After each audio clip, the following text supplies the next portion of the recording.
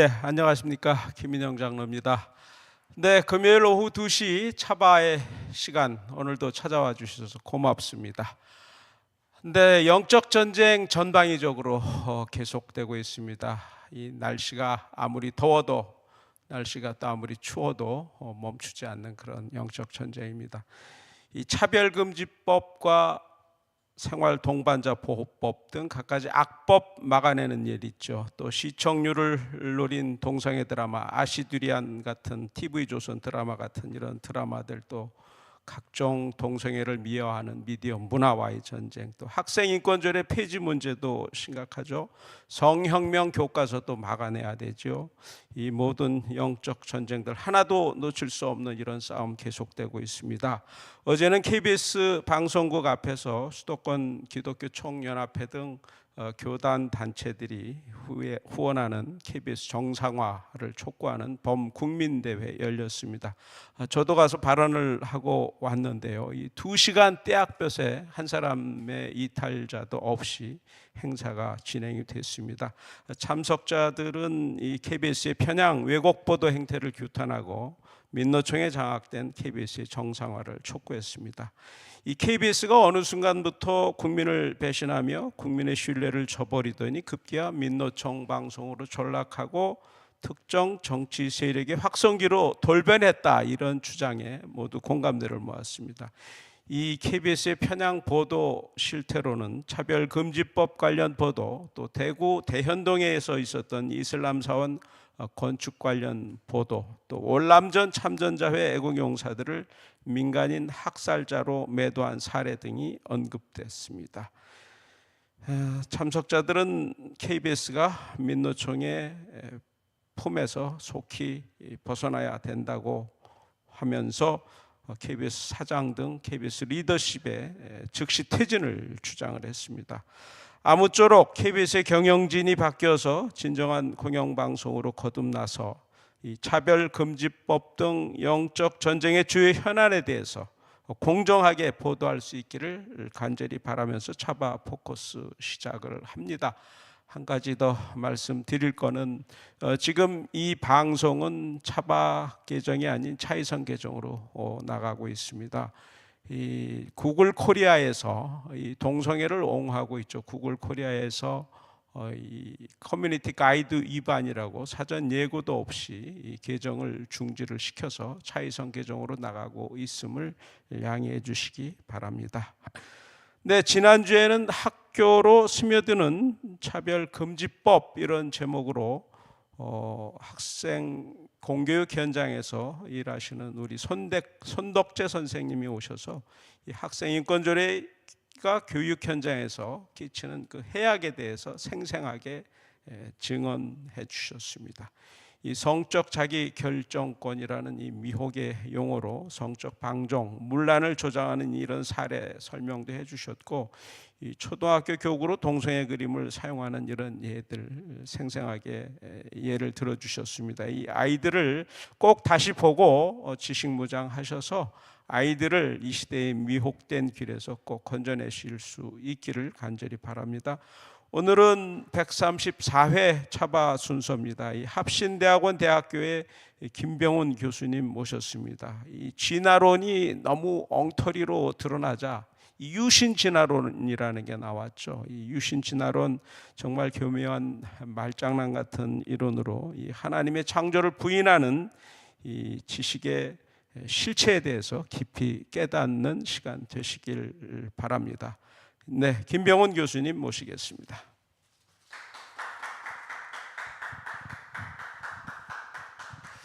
네, 안녕하세요. 방금 우리 장로님께 소개받은 김병훈입니다. 잠깐 우리 기도하고 제가 맡은 시간을 진행하도록 하겠습니다. 살아계신 하나님께 감사를 드립니다. 천지를 말씀으로 지으시고 우리에게 마땅히 살 도리와 규범을 우리 처음에 조상인 아담과 하와에게 주시고 그 후에 역사를 진행해 오셨는데, 오늘까지 이르는 동안에 하나님의 창조를 부인하고 하나님께 우리가 주신 바에 대한 규범들을 부인하고 죄의 성정대로 임의로 살아가는 숱한 죄의 역사가 이어져 오고 있습니다. 이 가운데 주께서 우리 주 예수 그리스도로 말미암아 구원받는 길을 열어주시고 오래 참으시사 주께서 구원하고자 하는 사람들을 다 구원하실 때까지 이와 같이 역사를 진행해 주심을 인하여 하나님께 감사를 드리고 우리가 그 손길에 의하여 이렇게 구원의 반열에 서게 됨을 감사합니다. 이 시간에 유신 진화론, 그것이 과연 우리가 성경적으로 합당한 것인가, 어떻게 봐야 되는 것인가, 왜 그런 주장하는 것인지, 문제점 무엇인지를 이번 주와 또 다음 주에 살펴보고자 합니다. 오늘의 강의 시종을 주께서 붙들어 주시고 필요한 내용들이 잘 전달되어지고 듣는 이들에게 또 이해가 되어지고 동의되어지는 귀한 역사가 있도록 성령 하나님께 주장하여 주시옵소서. 감사하고 예수님 이름으로 기도합니다. 아멘. 반갑습니다. 우리 차바 귀한 사역에 함께 시청하심으로 동참해 주시고 또 기도로 후원해 주셔서 귀한 사역이 계속 이어질 수 있도록 도우심을 위해서 감사를 드립니다. 오늘 이제 우리가 살펴보고자 하는 유신진화론 들어보신 적 있으세요? 유신진화론, 그런 말 자체를 들어보신 적 있는지요? 그것의 개념이 교회에 미치는 영향이 좀 상당합니다. 소위 이 청년들 또 지성인들 사이에 진화론이라는 그 이해를 가지고 신학화되는 작업을 통해서 교회 복음을 훼손하는 일들이 현장에 나타나고 있죠. 그래서 그와 같은 일들에 대한 우리의 경계 또는 바른 이해, 대처 이런 것들이 꼭 필요한 시점이 되었습니다. 그러면 유신진화는 어떻게 볼 것인가? 오늘 첫 번째 또 다음 주에 두 번째 강의에 이어질 텐데요. 유신진화론 또는 이 진화창조론이라도 불러요. 이게 진화창조론이라니 이건 말이 모순적이죠. 진화는 진화고 창조는 창조인데 진화와 창조가 합쳐져서 하나의 또 다른 창조론의 한 유형이 될 수 있단 말인가? 하나님께서 창조는 말씀으로 지으셨지 않습니까? 말씀을 지으신 하나님의 창조가 아니 그 말씀을 지으신 말씀 창조론 또 하나님의 능력에 의한 창조론 이렇게 되는 거 말고 진화 창조라니 이런 질문을 하실 수 있어요. 유신 진화론은 진화론 앞에 유신자를 붙인 것이죠. 뭐하고 대조를 하고 싶은 말이냐면 무신 진화론과 대조하고 싶은 거죠. 그래서 하나님 없이 진화됐다는 뜻이 아니고 하나님께서 진화의 방법을 사용하신다고 이렇게 말하고 싶은 사람은 유신 진화론 이렇게 표현하는 거고요. 하나님이 하시는 행동은 다 창조일 텐데 진화의 방식으로 창조하신다고 이렇게 말하고 싶어서 진화 창조론. 이 두 가지 표현을 쓰는데 사실은 같은 내용을 달리 표현하고 있는 것입니다. 내용을 볼까요? 하나님께서는 애초부터 진화의 방식으로 스스로 생명체를 만들어낼 수 있는 우주를 창조하셨다. 어떻게 여겨지세요? 하나님께서는 주문장입니다. 맨 마지막에 술부 우주를 창조하셨다. 여기까지는 얼마나 좋은 말인지 몰라요. 애초부터 처음부터 시초부터 하나님께서는 우주를 창조하셨다. 맞아요. 하나님이 창조주이시죠. 그런데 그 사이에 빨간 글씨 된 건 뭐라고 되어 있어요? 우주를 창조하셨는데 그 우주를 진화의 방식으로 만드셨다. 이렇게 되어 있어요. 진화의 방식에 따라 창조하셨다고? 그러면 하나님의 창조 방식은 진화라는 것이네. 과연 그런가? 그런데 그 우주 앞에 붙어있는 수식을 보세요. 스스로 생명체를 만들어낼 수 있는 우주.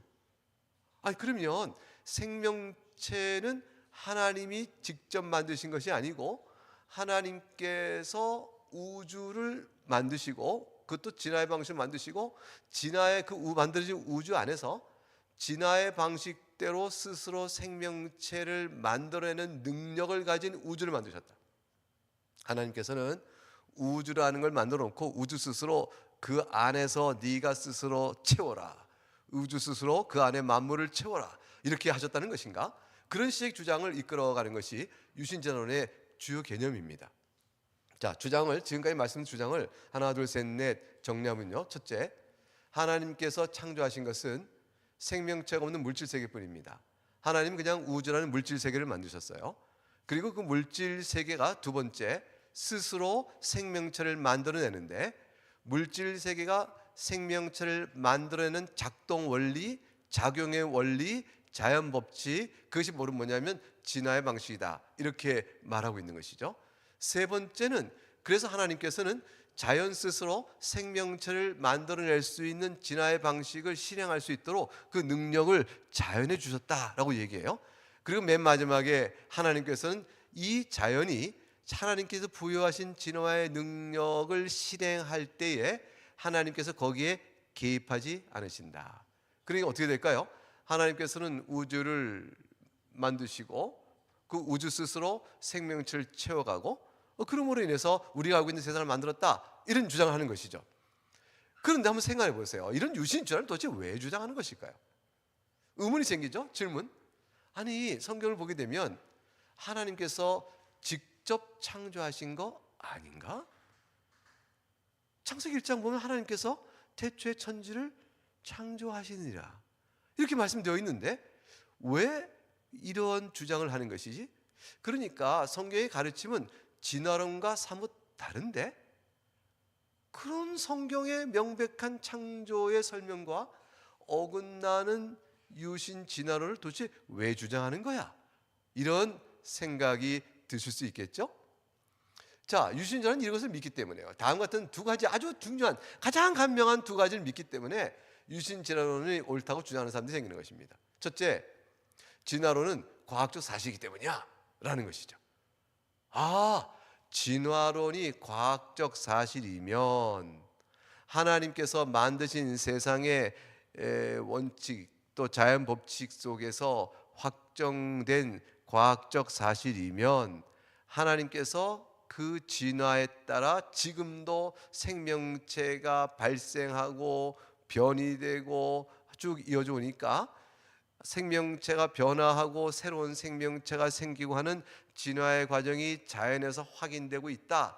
그걸 확인했다. 보라 하고 말하는 과학자들이 있고 그 과학자들의 주장이 정말로 사실로 입증됐다라고 말한다면 하나님께서 지금의 생명체를 만들어내시는 창조는 지금도 하고 있는 것이고 아마 처음에도 그렇게 만들지 않으셨겠느냐 이렇게 보는 거죠. 그러니까 진화론이 과학적 사실이면 과학적 진화론을 부정하면 안 돼. 그러면 하나님께서는 창조는 본래 그렇게 하셨지 왜 진화의 방식 하셨다고 말씀해 말하는 거야. 그럴 때 이것 봐 하나님께서는 전능하시잖아. 그러니까 자연과 우주 안에 진화의 능력으로 생명을 창조하게끔 우주에게 생명 창조의 능력을 주시는 일은 하나님께는 아무것도 아니라고. 왜냐하면 하나님은 전능하시잖아. 이렇게 얘기하는 거죠. 두 가지예요. 하나는 진화는 과학적 사실이다. 그러면 하나님께 창조하셨다는 것과 어떻게 됩니까? 충돌 안 됩니까? 충돌 안 돼요. 왜냐하면 하나님은 전능하시기 때문에 진화의 방법으로도 생명을 창조할 수 있고 진화의 능력을 우주에 줄 수 있는 겁니다. 그렇기 때문에 문제 없어요. 이것이 바로 올바르게 성경을 읽는 것입니다. 과학은 진화론을 사실로 보거든요. 이렇게 주장하는 것이죠. 그러니까 이 주장이 맞으려면 우리는 검토할 게 있는 거죠. 진화론이 정말로 과학적 사실이야? 정말로 그렇게 말해? 그러면 과학자들 의견을 들어봐야겠네. 많은 과학자들이 진화라는 가설 아니야? 가설? 그 가설에 따라 자연현상을 해석해보고 그렇게 설명하려고 애를 쓰지만 그게 입증됐어? 정말로 됐다고? 이런 얘기에 대해서 검토할 필요가 있겠죠? 그 검토를 하는 분들이 있어요. 우리 이게 차바에 오신 중요한 강사들께서 왜 차별금지법이 우리 사회에 도입돼서는 안 되며 우리가 사는 윤리적 사회적 규범이 돼서는 안 되는가, 그걸로 인해서 미칠 악영향이 무엇인가, 이런 것들을 잘 가르치고 있음에도 불구하고 많은 사람들이 여전히 그것이 옳다고 주장하는 사람이 있는 것처럼 진화론은 과학적으로 입증된 것이 아니며 오히려 과학이 그것을 반대하고 있습니다. 과학으로 발견된 자연 법칙에 따르면 진화론 성립이 안 되는 거예요. 이것을 말해주는 과학자가 있는데도 불구하고 상당히 많은 사람들은 진화론이 과학적 사실이라고 우겨대죠. 맞다고 믿고 있습니다. 그들의 신앙인 거죠. 왜 그럴까요? 진화론이 과학적 사실이 아니면 뭐가 유일한 대안으로 남습니까? 창조죠. 창조가 유일한 대안이면 그러면 바로 우리는 누구를 생각해야 되죠? 창조하신 분, 창조주를 생각해야 되죠. 창조주는 곧 신이시여 하나님이시니까 그러면 사람들도 창조주에서 만들어진 피조물이므로 우리는 어떻게 우리 자신을 생각해야 될까요? 하나님의 뜻대로 예배하며 살아야 한다. 사람이 임의로 살 자가 아니요 하나님께서 창조신 그분의 뜻대로 살아야 된다라는 신앙적인 규범이요 종교적 규범이 바로 따라오겠죠. 따라서 반신앙적이며 하나님을 배척하거나 하나님을 믿거나 인정하기 싫은 사람, 또 인간이 죄인한 사실을 인정하기 싫은 사람, 아니 나는 동성애를 하고 싶다고. 근데 왜 동성애를 반대해? 뭐 성경이 반대한다고? 아 싫어. 성경이 뭔데? 이렇게 해서 하나님과 성경을 반대하고 싶은 사람들 말이죠. 사실은 진화론대로 사고 싶은 거예요. 창조를 인정할 수가 없죠. 창조를 인정하면 창조를 설명하는 성경을 믿어야 되고, 성경을 믿으면 하나님을 믿어야 되고, 하나님 믿으면 성경에 통하여 하나님 주신 바된 인류의 삶의 규범을 따라야 되고, 그렇게 되면 자기가 동성애로서의 마음대로 희락과 쾌락을 즐길 수 없죠. 그리고 양심의 자유를 자신이 속박받게 된다고 생각하는 거죠. 그러니까 어떻게든 창조론을 반대해야 되는 거예요. 그러면 진화론이 좋은 거죠. 그 창조론을 반대할 이유는 허다히 많은 거죠. 세상에 너무너무 많게 되어지는 것이죠. 그 다양한 이유로 어떤 형태로든가 진화론이 맞아 그렇게 밀고 들어갑니다. 정말 과학적으로 사실일까요? 여러분, 중요한 과학자들을 통해서 소위 그 창조과학을 공부하거나 아니면 지적 설계를 공부하거나 신실한 기독교이건 또 양심 있는 과학들 가운데서 세상은 그냥 우연히 된 것이 아니고 질서 있게 설계하신 분이 계신 것 같다. 누군가 만드신 거야. 이렇게 볼 수밖에 없다는 자연 현상에 대한 두려운 관찰과 과학적 판단을 합리적으로, 이성적으로 내리는 분들이 허다히 많습니다. 진화론은 우연의 기초예요. 그 진화론은 우연이라는 것이 진화론의 결과를 만들었다고 생각합니다. 그러니까 우리는 아니야, 이 세상은 하나님께 만드신 거야. 우연이라는 방법, 진화의 방법은 우연에 의지하는 것인데 그것에 따라 이 만물을 만드셨다고? 그거 이상한데? 하면 하나님은 전능하시니까 할 수 있어, 이런 식의 주장을 하게 되죠. 자, 그러면 이런 유신진화론의 두 가지 전제가 믿을만 할까요? 첫 번째, 진화론은 과학적 사실인가에 대한 간단한 얘기를 해보죠. 저는 신학자이지 과학자가 아니에요. 따라서 저는 뭐 자세한 과학적인 논증들을 과학의 전문적 입장에서 이게 설명할 수 있는 좋은 강사는 아니죠. 따라서 아마 여러분 진화론이 과학적 사실인가요? 이 부분에 대해서 좀 더 집중적으로 하고 싶으면요, 여러분 그러면 생물학을 공부하시는 좋은 강사님, 또 지구 물리학을 공부하신 분, 또 우주론을 공부하신 분, 이런 공부하신 분을 모셔다가 이런 질문을 던져보게 되면 그분들 적절한 대답을 주실 거예요. 아마 우리나라에서는 여러분들 사이트에서 그냥 창조과학 이렇게 쳐보게 되면 거기에 들어가면 거기에 많은 사이트가 있고요. 지적 설계 이렇게 하면 또 거기도 많은 사이트가 있어요. 거기서 왜 진화론이 과학적 사실을 보기 어려운가에 대한 과학적인 섬세하고 치밀한 논증들을 우리가 들어볼 수 있습니다. 자, 제가 여러분이 오늘 드리고 싶은 말은 진화론 과학적 사실인가요? 답. 아직은 입증되지 않은 과학적 가설일 뿐입니다. 이게 제가 유일한 답이고요. 이건 정확한 답이에요. 제가 과학자가 아니도 이건 너무나 명백한 답이에요. 아무도 진화론은 과학적 이론 이렇게 말할 수 없습니다. 과학적 이론이라는 말을 누가 쓴다면 그분은 과학적 가설을 하나의 이론으로 말할 수 있다고 생각하고 쓰는 말이지, 가설을 넘어서고 입증된 이론이라는 뜻으로는 이론이라는 말 못 써요. 그러니까 어떤 분이 이런 얘기해요.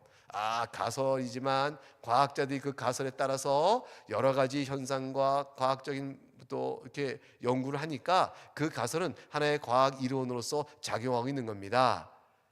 그러면 그래요. 그럼 그렇게 이 과학적 이론이란 말로 이론이란 말을 그런 뜻으로 쓴다면 그건 가설이란 말과 똑같은 뜻을 쓰고 있는 것이죠. 그런데 그거를 왜 가설이란 말을 안 쓰고 이론을 말 쓸까요? 사람들이 이런 말 쓰면 훨씬 권위가 붙죠. 마치 그게 입증된 것처럼 느껴진단 말이에요. 입증된 것처럼 느껴지니까 그 말을 따라가게 되거든요. 그러니까 이론이라는 말을 쓰므로 얻는 대중적 함의, 반사적인 권위의 이득, 이런 것들을 추구하고 있는 것이죠. 사랑하는 여러분, 입증되지 않은 과학 이론은 다른 어떤 우리가 말하는 이론과 달리 가설일 뿐이에요. 그러니까 우리가 중력 이론, 그건 이론이죠. 입증된 이론이죠. 근데 진화 이론, 이건 입증되는 가설일 뿐이에요. 그러니까 입증된 과학적 가설을 빼는 사실을 여러분 잘 마음에 두시면 좋겠습니다. 자, 그러면 진화론은 뭘 말하죠? 생명체가 말이죠. 우연한 방향성 없는, 즉 목표가 있지 않은 거예요. 처음부터 우리가 여기서 부산을 갑니다. 그럼 목적지를 정하잖아요. 우리가 드라이브를 할 때 목적지를 향해 갑니다. 이렇게 계획되며 목적 있는 방향성, 이런 것들이 없이 우연히 그냥 무작위적으로 어쩌다 보니까. 그래서 무방향적이라는 말은 가장 쉽게 대중적으로 말하면요, 어쩌다 보니까요. 우연히 어쩌다 보니까 이미 있는 자연의 물질이 물리적이며 화학적인 작용에 의해서 뭔가를 만들어내요.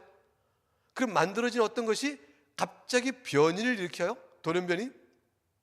그렇게 나타난 것이 여러 개가 있을 때 지금 있는 이 자연 환경 안에 가장 적절한 것은 살아남는다. 이게 자연 선택이죠. 그런 과정을 통해서 우리가 알고 있는 이 생명체들이 다 존재하게 된 겁니다. 이렇게 말하는 거예요. 새는 새대로, 물고기는 물고기대로, 사람은 사람대로 우리의 이 진화론적인 과정을 따라서 어떤 물질이 이렇게 우연히 어쩌다 보니까 물리화학적 작용을 거쳐서 돌연변이 이렇게 나서 자연에 다 적응된 것들이 남아서 그래서 오늘날 우리가 아는 이런 생명체가 됐어요. 이게 바로 진화론입니다. 그러니까 질문은 당연히 물어봐야 되는 거죠. 아니, 생명체가 없었는데 비생명체인 무생물인 물질에서 생명체가 우연하게 발생했다고요? 그것도 어쩌다 보니까? 그냥 물질이 생명체 없는데 생명체가 이렇게 나타나요? 이거는요, 생명체는 생명체에서만 나온다. 이거는 이미 파스테르 실험에서 다 드러난 거죠. 그러니까 다 세균이 박멸된 플라스크 안에서는요, 그것을 모든 공기를 차단하고 다른 미생물체가 들어가지 못하도록 막으면 그 플라스크 안에서는 아무래도 생명체가 생기지 않습니다. 물질 생명체는 우연히 발생하는 거 과학적인 이론은 아닙니다. 만약 그걸 믿는다면 그 사람의 신앙이에요. 그 사람의 가설이죠. 자, 두 번째, 단세포 생명체가 우연히 복잡한 세포로, 말하자면 이런 거죠. 박테리아, 바이러스, 이런 것들이 단세포에, 이런 것들이 점점 진화의 과정을 통해서 복잡한 세포로 바뀌어 오늘 사람처럼 가장 고도의 복잡한 세포로까지 진화의 과정을 거쳐서 사람이 되었다. 이런 주장을 하는 것이죠. 자, 이런 주장이 과학적 사실인가요? 여러분 기억하세요. 과학적 가설일 뿐이에요. 가설은 줄치고 그러지 않을까 하는 믿음인 거죠. 그래서 진화론은 하나의 신앙이에요. 과학적으로 밝혀진 이론이 아닙니다. 그러면 두 번째, 하나님 유신 진화론이 전제가 믿을 만한가요? 두 번째 볼까요? 하나님께서는 전능하심으로 진화의 방법으로 창조하실 수 있다. 이렇게 돼 있어요. 그렇죠. 하나님께서는 전능하심을 믿으시죠? 자, 그런데 하나님께서 창조하시는 방법에 대해서 어떻게 성경은 말하고 있죠?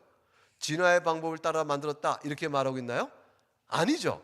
그러니까 성경에서 진화의 방법으로 하나님 만드셨다. 여러분 첫 장부터 여섯 장까지 오는 하나님 창세기 1장의 창조의 이렇게 쭉 내용의 흐름을 보게 되면 하나님 이스라한이 있게 되고 하나님 이스라한이 있게 되고 이렇게 되어 있지. 하나님께서 자연을 하고 너는 땅아, 너는 또 하늘아, 너는 물아, 모를 점점 변화돼서 뭘 만들어라, 박테리아 너는 뭘 만들어라, 이런 식으로 말씀하신 적 있나요? 그런 적 없으세요. 그러니까 하나님의 창조에 대해서 성경 창세기 1장에 말하고 있는 것과 실제로 진화의 방법으로 창조했다는 것은 어울리질 않아요. 서로 일치가 되지 않습니다. 그러니까 성경에는 없는데 신학적인 주장을 마음대로 성경에 근거하지 않은 채 하고 있는 것이네. 이것도 하나의 가설일 뿐이잖아. 이런 얘기를 할 수가 있는 거죠. 자, 신학적 가설은 뭐냐면 하나님은 전능하시니까 무엇이든지 할 수 있어. 그게 바로 신학적 가설이죠. 그런데 두 번째로 전능하시는 걸 생각해 보세요. 하나님의 전능하심이란 건 무슨 뜻일까요? 하나님 무엇인지 할 수 있어요. 근데 중요한 것은 뭐냐면 원하시는 것은 무엇이든지 할 수 있다는 뜻이에요. 사랑하는 여러분, 사람에게 눈이 앞에 두 개만 있는데 뒤에도 눈이 있고 이 왼쪽 팔, 오른쪽 팔에 각각 더 눈이 있고 등에 눈이 있고 이렇게 하면 얼마나 더 이렇게 사방을 다 보고 그럴까요? 뒤에서 이렇게 공격하는 걸 탁 피할 수도 있고요. 근데 그것은 왜 그렇게 되지 않으셨죠? 첫째, 하나님이 전능하지 못하셔서 그러셨다. 두 번째, 하나님이 원하지 않으시기 때문에 그렇게 만들지 않으셨다. 어느 게 답일까요? 그래요, 두 번째죠. 하나님께서는 사람을 만드실 때 얼굴 전면에 눈 두, 코는 하나 이렇게 만드신 거예요. 이것이 하나님이 원하시는 사람의 몸의 구성 부분이었어요. 그냥 하나님 이것을 그의 뜻대로 만드신 거예요. 이렇게 뜻하신 바를 얼마든지 하셔요. 하나님께서 만일 머리 위에도 눈이 있게 하시겠다 하셨으면요, 그게 하나님 원하신 뜻이었으면 하나님은 얼마든지 하셔요. 그러니까 전능하심이란 것은 항상 하나님의 능력 부분이지만 따라오는 게 있죠.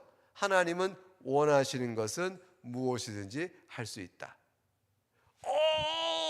엄청난 가능성의 일들이 있어요. 우리가 생각해 보면 무한히 많은 가능성을 다 둬보자고요. 그러면 그 무한한 많은 가능성을 하나님 하실 수 있나요? 물론 하실 수 있습니다.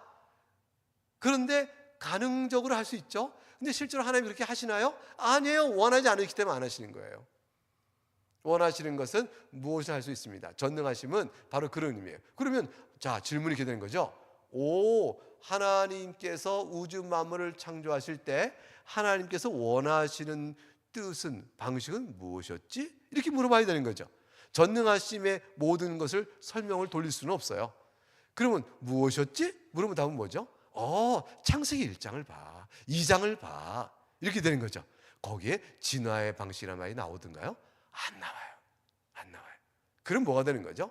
하나님은 진화의 방식으로는 창조하신 게 아니다, 이렇게 보아야 하는 것이죠. 자, 하나님께서 원하신 것은 진화가 아니라, 하나님께 창조하려 하셨던 진화 원하시는 방식은 진화가 아니라 창조 그 자체였어요.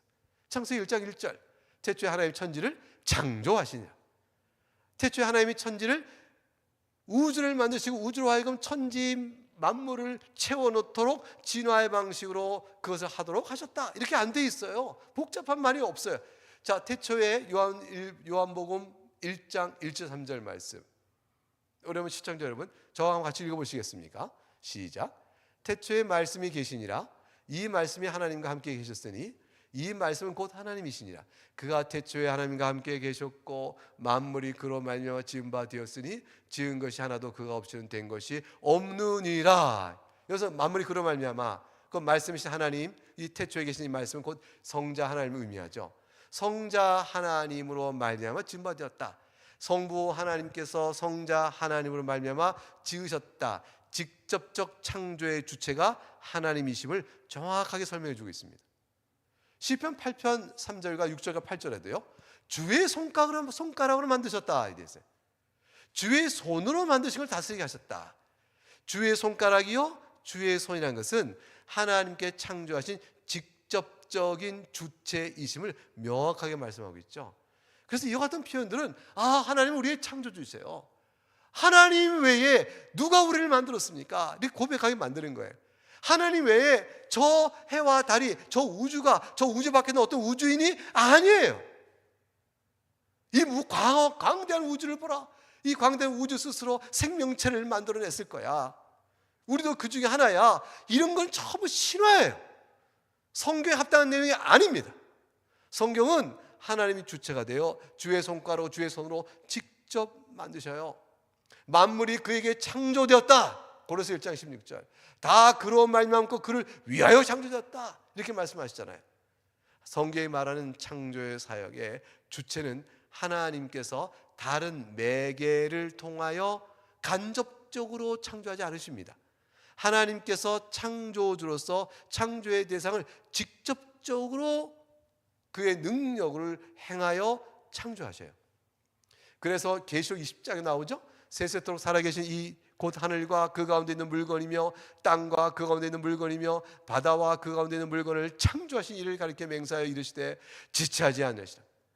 여러분, 굉장히 중요한 표현이 나오세요. 보세요. 하늘을 창조하셨다. 그 가운데 있는 물건이요, 땅을 창조하셨다. 그 가운데 물건이요, 바다와 그 가운데 있는 물건. 여기서 물건을 번역된 것은 전부 다 그 안에 존재하는 존재를 의미해요. 그러니까 말하자면 생명체요, 생명이 아닌 것들도 마찬가지죠.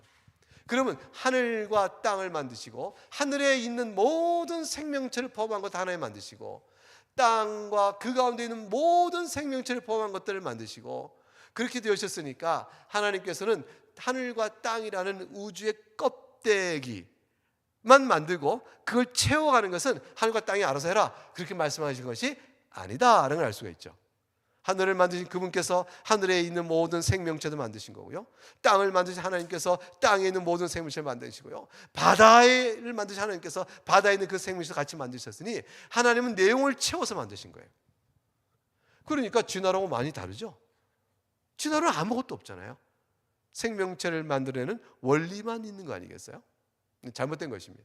그래서 성경을 보게 되면 진화론과 이 성경에 말씀하고 있는 창조론이 얼마나 다른가는 이렇게 보여주시잖아요. 성경은 직접 창조임을 계시하신다. 하나님께서 직접적으로 창조하셨다. 하나님께서 다른 매개를 통하여 간접적인 창조주로 있고 그 매개가 창조물을 직접 창조하는 것이 아니다. 그런 것이 아닙니다. 우주가 직접적인 창조주이시고 하나님은 우주를 통해서 우리를 만드셨으니 우리에게는 우주를 통하여 만드시는 간접적 창조주, 이렇게 보는 게 아닙니다. 두 번째는 전능하신 하나님께서는요, 우주와 생명을 종류별로 직접 창조하셨어요. 종류별로. 이게 종류별이라는 것은 굉장히 중요한 얘기죠.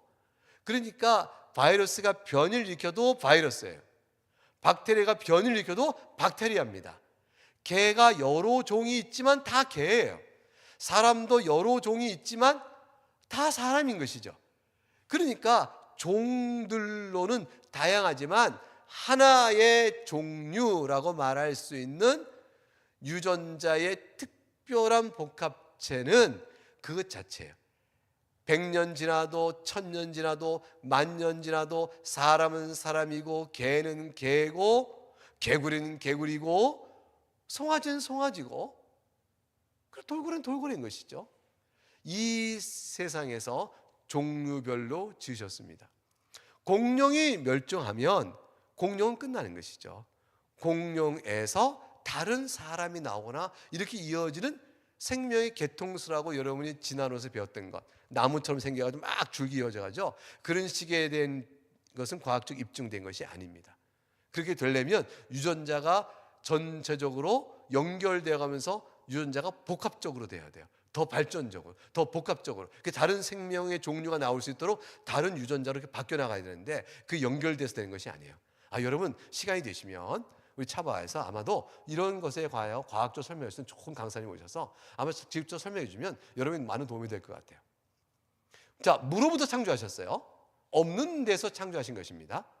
그리고 종류별로 직접 창조하셨죠. 이 말은 기억할 것이 있어요. 자연의 성질을 이용하여 만드신 것이 아니구나. 그래. 우리도 뭔가를 만들어낼 수가 있어. 과학자들 실험해서 뭔가를 만들어낼 수 있죠? 우리가 접종을 해요. 접붙이기도 하고요. 그러면 새로운 것이 등장하잖아요. 자연 속에 있던 수박과는 달리 씨 없는 수박도 만들어내요.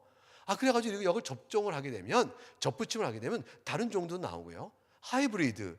이래서 유전자 복합을 이렇게 시작하잖아요. 유전자를 제거하고 유전자를 또 접붙이는 이렇게 유전 공학적인 활동을 하게 되면 새로운 것을 만들 수가 있어요. 그런데 여러분, 사람이 행하는 모든 새로운 것을 만들어내는 것은요, 이미 있는 자연의 성질을 사용하고 활용하여 이렇게 저렇게 해보는 것들이에요.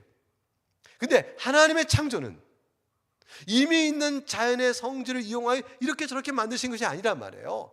생명체들, 사람은 이미 있는 자연의 여러 성질들을 이렇게 저렇게 해서 사람이 탁 나온 게 아니에요. 사람은 하나님께서 없는 가운데 하나님의 직접인 능력으로 사람이 되라 하셔서 사람이 만드신 거예요. 아담은 흙으로 만드셨잖아요. 그렇죠. 하나님은 흙을 가지고 사용하셨죠. 자, 근데 흙을 가지고 생기를 불어넣어 사람이 만드셨어요. 질문: 흙에 담겨있는 화학적 성질이 사람을 만들었나요?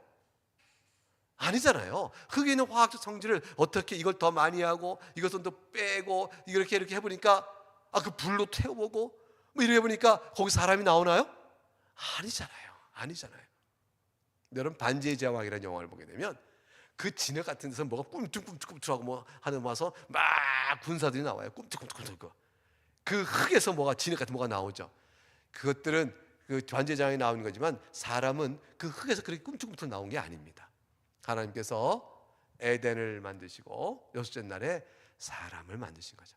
흙으로 아담을 만드셨지만 흙의 성질도 만든 것이 아니라 하나님의 능력으로 아담을 만드셨어요. 자연의 성질에 따라 이 세상의 생명체가 창조된 것이 아니죠. 그러므로 진화론과 창조론은 너무 달라요. 너무 달라요. 이 성경적 창조론은 무로부터 창조요, 그리고 직접 창조하셨다라고 두 핵심 개념을 우리가 뽑아본다면, 만일 진화론에 기초한 유신 진화론이 주장하는 것은 하나님은 자연을 만드시고 자연이 스스로 자기를 조직하고 자연이 스스로 자기 안에 있는 생명체를 비롯한 여러 내용물들을 구성했다, 이렇게 주장하는 것인데, 이 두 개는 서로 어떨까요? 어긋나죠. 모순됩니다. 동시에 갈 수가 없습니다. 둘 중에 하나가 맞고 하나는 틀립니다. 하나는 참이고 하나는 거짓입니다. 유신진화론의 하나님을 어떤 하나님일까요? 만일 하나님께서 자연을 통해서 모든 것을 만드셨다, 이렇게 되는 거면 그 진화의 방식을 통해서 창조를 하시고 다스리는 하나님이시라면, 이 유신진화론의 하나님은 성경의 하나님과는 다릅니다. 사랑하는 여러분, 우리가 믿는 성경의 하나님은 어떤 분이시죠? 인격적 하나님이시며 피조물과 구분되시며 피조물을 만드신 창조주이시면서 삼위일체로 계신 인격적 영이십니다. 하나님은 몸이 아니요, 우리 같은 이런 물체적 몸이 없으세요. 하나님은 순수한 하나의 큰 영이에요. 그 크기가 무한합니다. 그 크기는 순수합니다. 따라서 무엇이 합성된 것도 아니고 무엇이 더하여 만든 것도 아니며, 따라서 분리하거나 나누거나 제거할 수 있는 분이 아니에요. 하나님은 무한하게 크신 하나의 순수한 영이시면서 인격적 하나님이세요. 그게 성경의 하나님이세요. 우리 믿는 하나님이세요. 그래서 우리는 여기서 기도하면 하나님 들으시고, 우리가 저기 땅 끝에 가서 기도 하나님 들으시고요, 우리가 하나님을 떠나 어디 갈 수가 없어요. 하나님은 모든 곳에 항상 전부로 계셔요. 그 인격적 영이신 하나님이 우리 믿는 하나님이신데, 만일 유신진화론의 하나님을 따라가면 진화의 방식으로 창조하신 하나님을 했을 때 신관이 변질되기 시작합니다. 범신론이라면 진화론 따라가도 되죠. 범신론은 만물이 곧 하나님이거든요. 만물이라는 뜻이죠. 신, 하나님이에요. 만물이 곧 신이다. 그걸 합쳐서 범신론, 이렇게 말하는 것이죠. 그래서 여러분, 범신론은 저 불교에서 갖고 있는 신앙관일 거예요. 따라서 그들에게는 인격적 하나님이 없어요. 만물 그대로 생성 소멸하고 그 가운데 흘러가는 거로 이게 되어지고, 그 만물의 생성 소멸의 단계가 있는데 그 끝 단계, 가장 높은 단계가 혹시라도 부처가 되는 것일까요? 해탈하는 것일까요? 성불하소서 하는 거, 그런 게 될까요? 만물의 생성 소멸의 발전의 단계 속에서 상승적 단계는 있지만요, 그것이 상대적으로 하등보다 상승되어 있는 것이 신이라 볼지 모르지만, 그런 인격적 만물과 분리되고 만물을 지으신 하나님은 없는 겁니다. 우리 하나님이 그런 분이신가요? 아니죠. 만유제신론은 범신론과 조금 달라요. 조금 어떻게 다르냐면, 만물이 만유죠. 만물 가운데 있는 신이다. 그래서 만물은 하나님의 몸과 같고, 이 만물을 움직이는 것은 영혼과 같은데, 그 몸에 영혼이 있듯이 만물의 영혼과 같은 존재가 바로 하나님이시다 라고 설명하는 거죠. 이런 식의 신관, 이게 하나님의 신관인가요? 성경적 신관인가요? 아닙니다. 이신론의 오류가 있어요. 이신론은 뭐냐면 시계공 하나님이에요. 마치 이렇게 보면 돼요. 시계 어느 분이 기술자가 시계를 만들어냈습니다. 만들어내는 동안에 이 시계는 창조주가 있는 거죠. 시계공입니다. 근데 이 시계공이 만들어진 시계에 대해서 간섭을 하거나 그 기계 장치에서 손을 넣게 되면, 또는 뭘 건드리면 시계가 고장이 날까요? 제대로 갈까요? 고장이 나고 맙니다. 비록 만든 시계공이라 할지라도 만들어진 시계에는 간섭하면 안 되는 것이죠. 마치 그와 같이 하나님께서는 이 세상을 창조하셨어도 말이죠, 이 창조 세계에 간섭하면 안 된다. 그래서 하나님은 멀리 떨어져 계세요. 이 만드신 만물로부터 멀리 떨어져 계세요.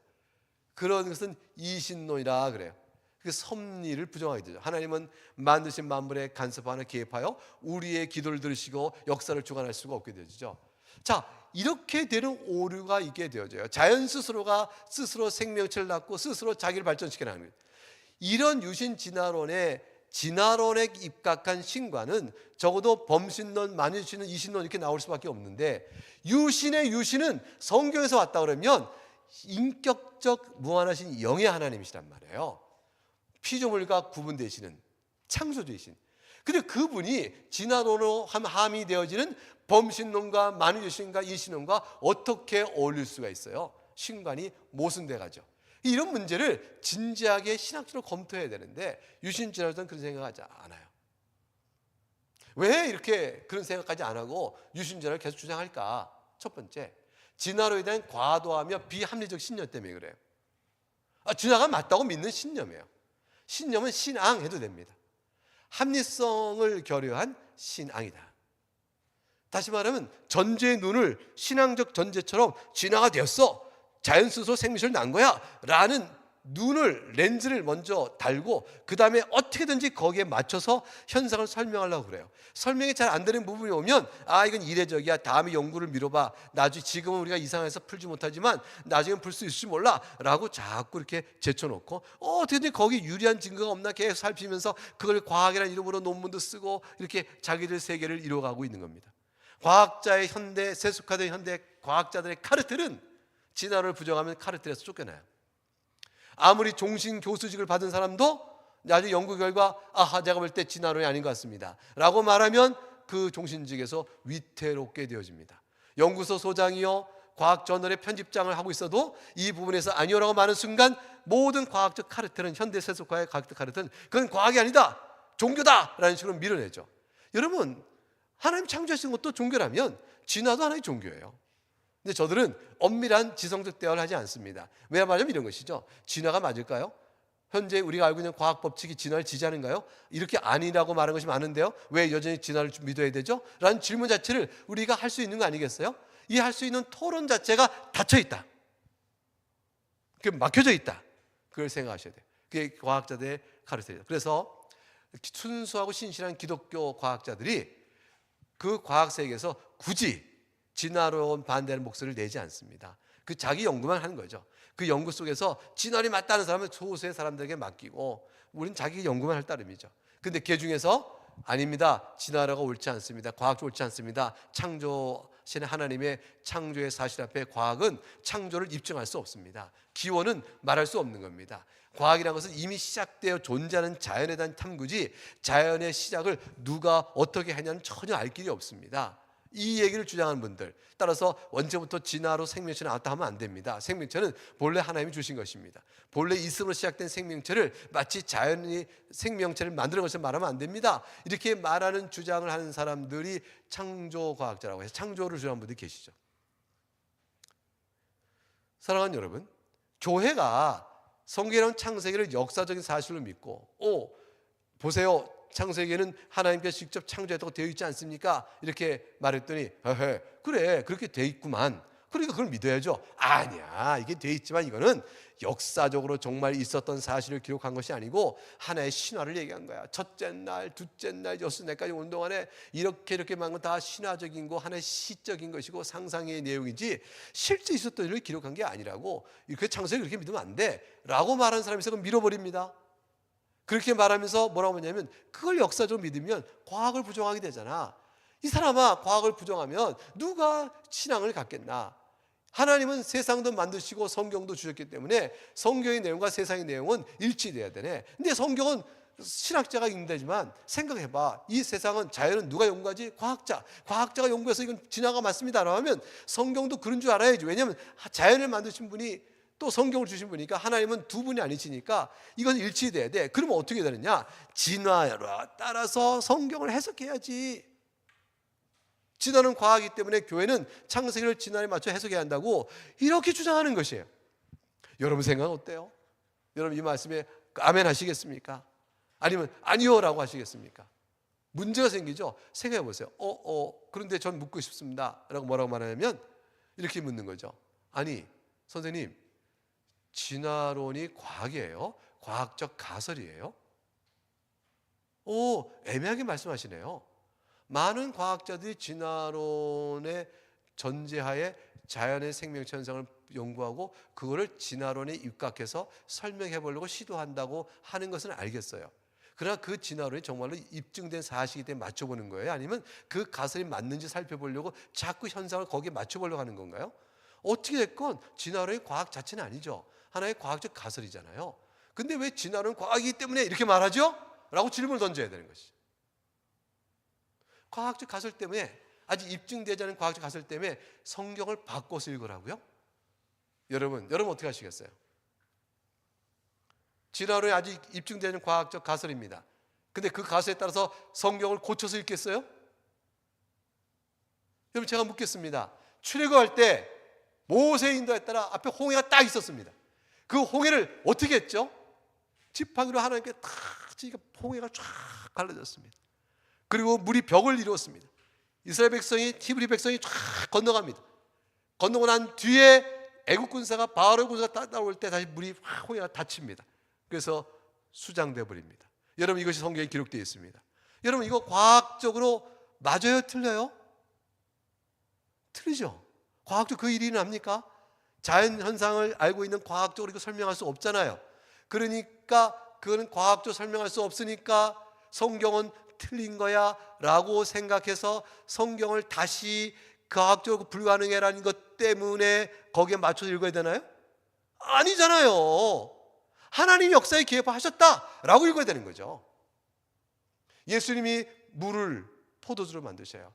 여러분 물이 포도주 과학적으로 짧은 시간 순간에 기도한다고 그 짧은 시간에 이렇게 바꿔지나요? 과학적으로 안 되죠. 안 되니까 그거는 성경을 고쳐서 읽어야 돼. 과학에 비추어 봐.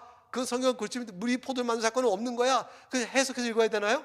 아니잖아요. 예수님의 능력이잖아요.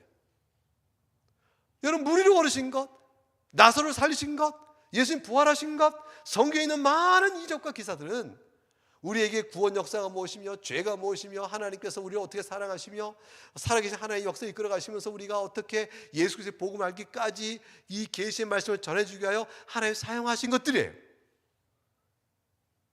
그것을 부정할 수 없듯이 하나님이 창조하셨다는 사실은요, 과학이 어떻게 말씀으로 순간에 창조가 되냐?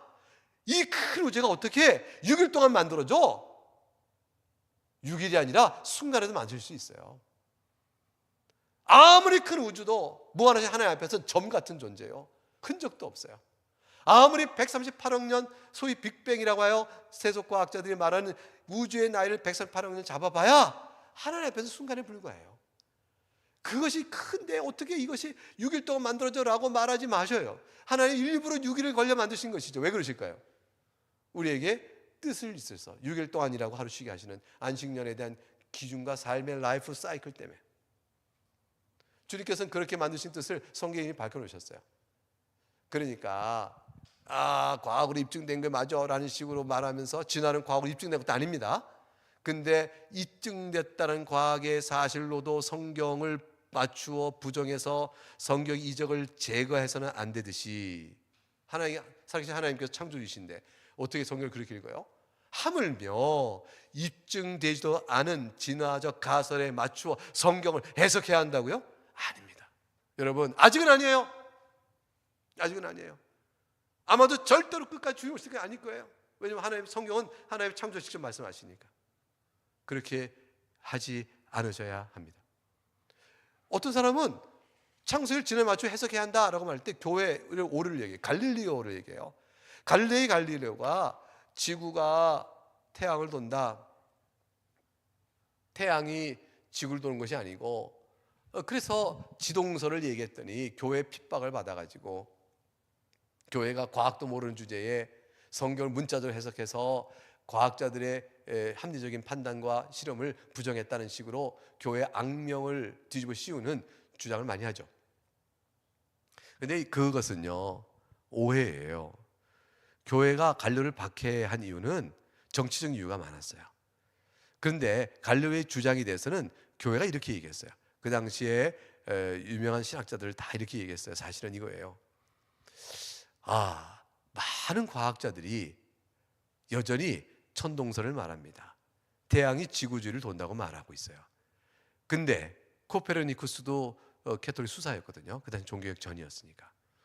근데 지금 많은 분들이 소수의 갈릴레오는 당신뿐 아니라 코페르니쿠스도 그렇고 다 그 전에 있는 케플러도 그렇고 생각해 보세요. 다들 지구가 태양을 도는다는 이론을 지시했는데 많은 다수의 과학자들은 여전히 태양이 지구를 돈다고 설명하고 그러니 지동설은 당시 말하는 지동설은 여전히 아직은 확립된 과학적 사실이 아니고 하나의 가설적 이론에 불과한 거 아니요. 그러니 그 가설적 이론을 그것만이 옳다고 말하지 말고 천동설 외에 또 하나의 지동설적 가설이 있다는 정도로 얘기해 주면 안 되겠어.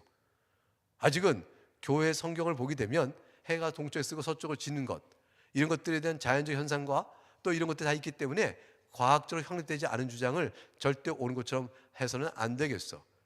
이렇게 이해하고 있는 것이 교회였어요. 사랑하는 여러분, 오늘도 똑같습니다. 오늘도 똑같이 얘기해요. 우리는 과학적으로 확증되면 교회는 그걸 다 인정합니다. 교회는 과학의 반대자가 아니에요. 교회는 과학적인 가설로 성경을 고쳐 읽기를 반대하는 사람들이에요. 과학적 가설로 성경을 바꿀 수 없어요. 여러분, 어떤 사람이 외계인이 있다고 믿는다고 쳐보십시다. 외계 간의 행성 간의 여행이 가능하다고 믿는다고 생각해 봅시다. 여러분, 행성 간의 여행이 가능할까요? 그 긴 거리를, 그 많은 시간을요? 아니, 그럼 이동할 때 드는 그 교통 에너지는 뭘로 쓰고요?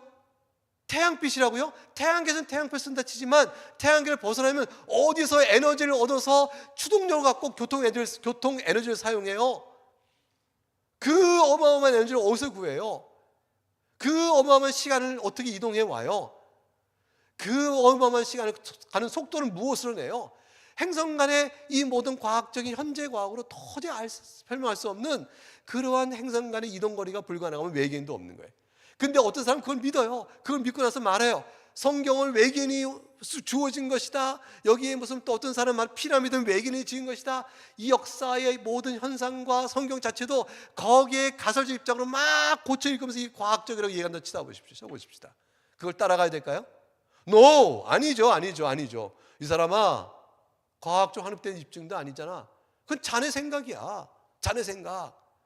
여러분, 어떤 개인의 주관적 생각이라고 우리가 탁 외계인 주장하면 헤이, 저 사람 좀 엉뚱한 생각을 해, 이럴 수 있죠. 근데 진화론 훨씬 더 많은 사람이 하니까, 이 시대의 주류 사상을 지배하니까 맞는 것 같죠? 아니에요. 똑같은 이치를 따라 보세요. 반 기독교이며 반 하나님적이며 반 성경적 입장, 반 창조 입장을 따라가면 지동설은 모든 걸 합하여 종합세력을 이룰 수 있죠. 그 안에 사람들은 이유가 다양합니다. 그들은 교회는 과학적으로 확정된 이론을, 지동설을 반대하지 않습니다. 지구 중력 이론을 반대하지 않아요. 교회는 하나님 주신 자연 법칙 안에 있는 모든 사실을 받습니다. 왜냐하면 하나님께서 천지를 지으실 때 지성적이며 영이신 하나님은요, 이 세계 속에 질서를 다 두셨거든요. 설계하신 거죠. 그래서 우리는 자연을 잘 연구하면 수학이 가능해진 거잖아요. 그래서 수학적으로 풀어가는 거잖아요. 그 수학으로 풀어서 다 수학자들 눈에 비친 이 세상은 전부 숫자예요. 설계자에 비치는 건 전부 설계 구조가 보여요. 이 세상, 그거를 과학자들이 알아내는 거죠. 그래서 거기에 함수 관계를 알아내면 법칙이 되는 거죠. 이렇게 되는 것을 알아내는 그 흥미진진한 이 즐거움, 이렇게 해서 밝혀진 사실은 교회는 절대로 반대하지 않습니다. 우리의 하나님은 지성적이며 지식의 하나님이며 지혜의 하나님이시거든요. 그래서 교회가 반대한 것은 과학을 박해한 것이 아니라 확립되지 않은 가설의 주장이 기존에 있는 과학者사이에 이론으로 충돌될 때 그건 하나의 가설일 뿐이라고 말해라.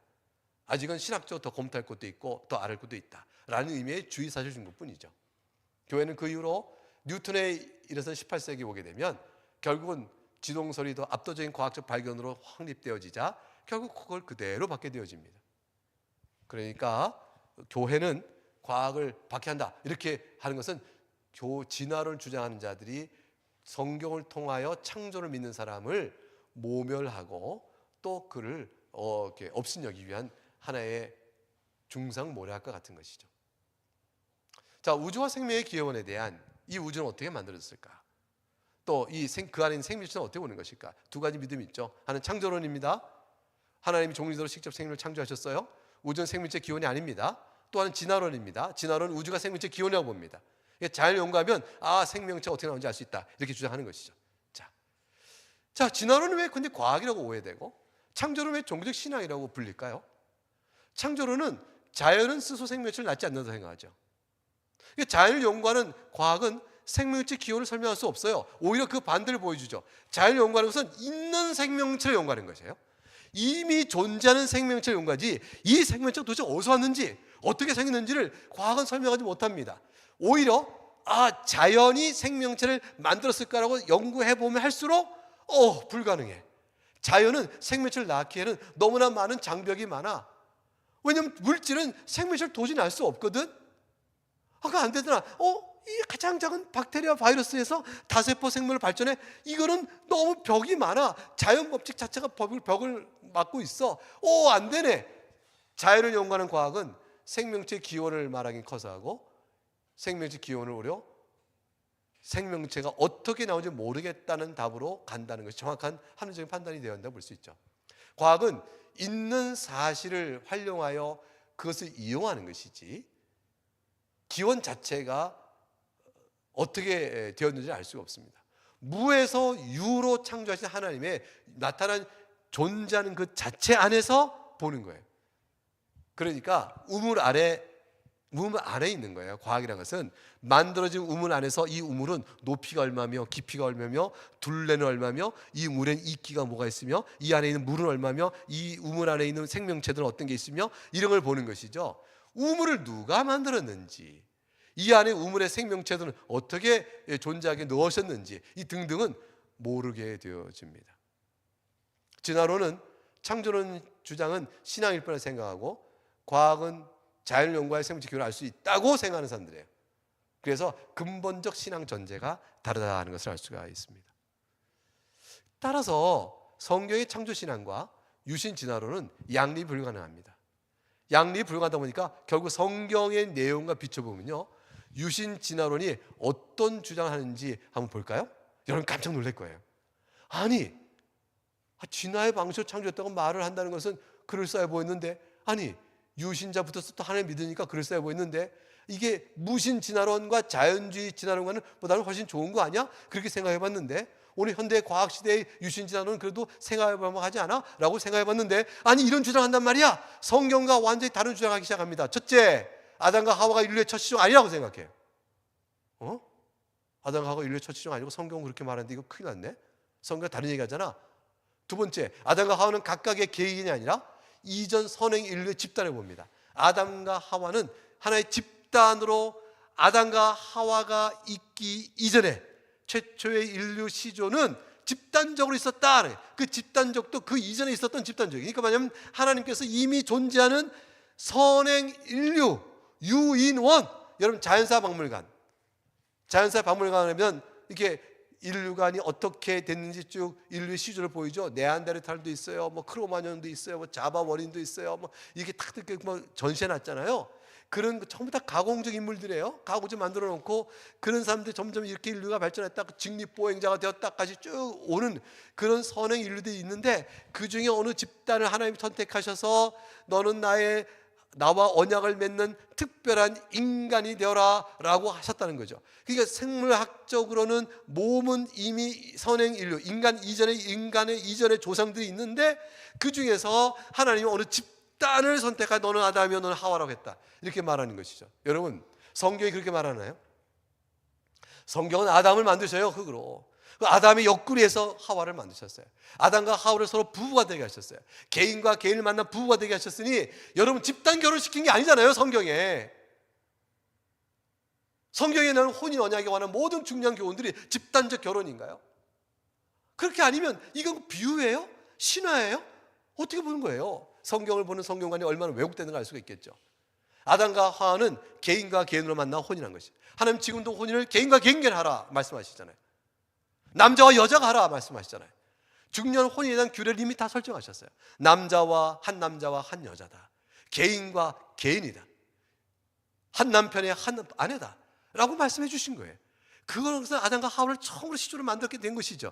이게 성경의 교훈인데 유신진화론은 아담과 하와가 인류 시조가 아니에요. 아담과 하와 이전에 선행 인류 집단이 있다고 얘기해요. 그리고 아담과 하와 이전에 도덕적으로 악을 행하는 선행 인류가 있어서 서로 죽이고 살인하는 일도 있었다라고 얘기합니다. 아니 아담과 하와가 범죄함으로 인해서 카인이 아벨을 죽이고 살인 사건이 등장한 거 아닙니까? 성경의 얘기는 그렇죠. 그 얘기 믿지 마세요.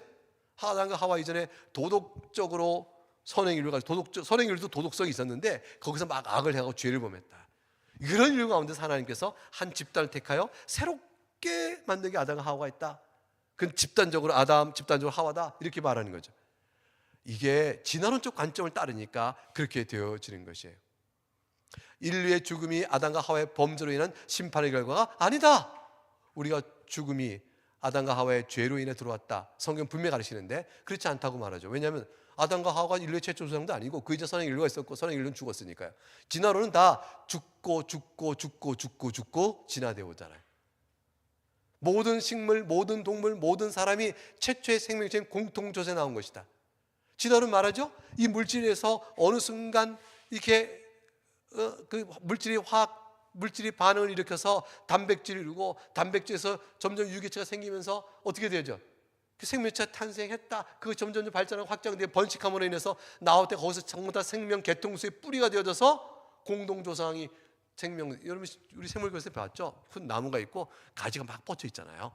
그 나무 뿌리 하나가 모든 생명체의 조상이 되는 거잖아요. 인류 다 공통조상이 왔다. 철저한 진화론적 입장을 유신진화론자가 받습니다. 이 유신진화론자는 생물학적 진화론을 그대로 받아요. 생물 진화를 받기 위해서는요, 생물 진화가 되기엔 시간이 많이 필요하다고 생각하잖아요. 그래서 우주 진화론을 받게 되는 거예요.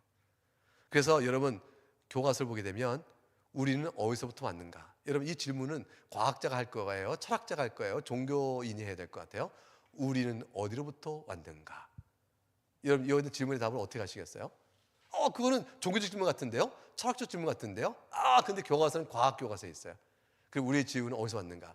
저 우주의 먼지서부터 왔다. 우주의 먼지는 빅뱅부터 시작하는 거예요. 그 우주의 긴 진화론적 역사 속에서 우리가 왔다. 여러분 가설이에요. 그 가설 속에는 신화가 들어있어요. 여러분 이것은 성경에 가르치고 있는 참다운 역사관이 아닙니다.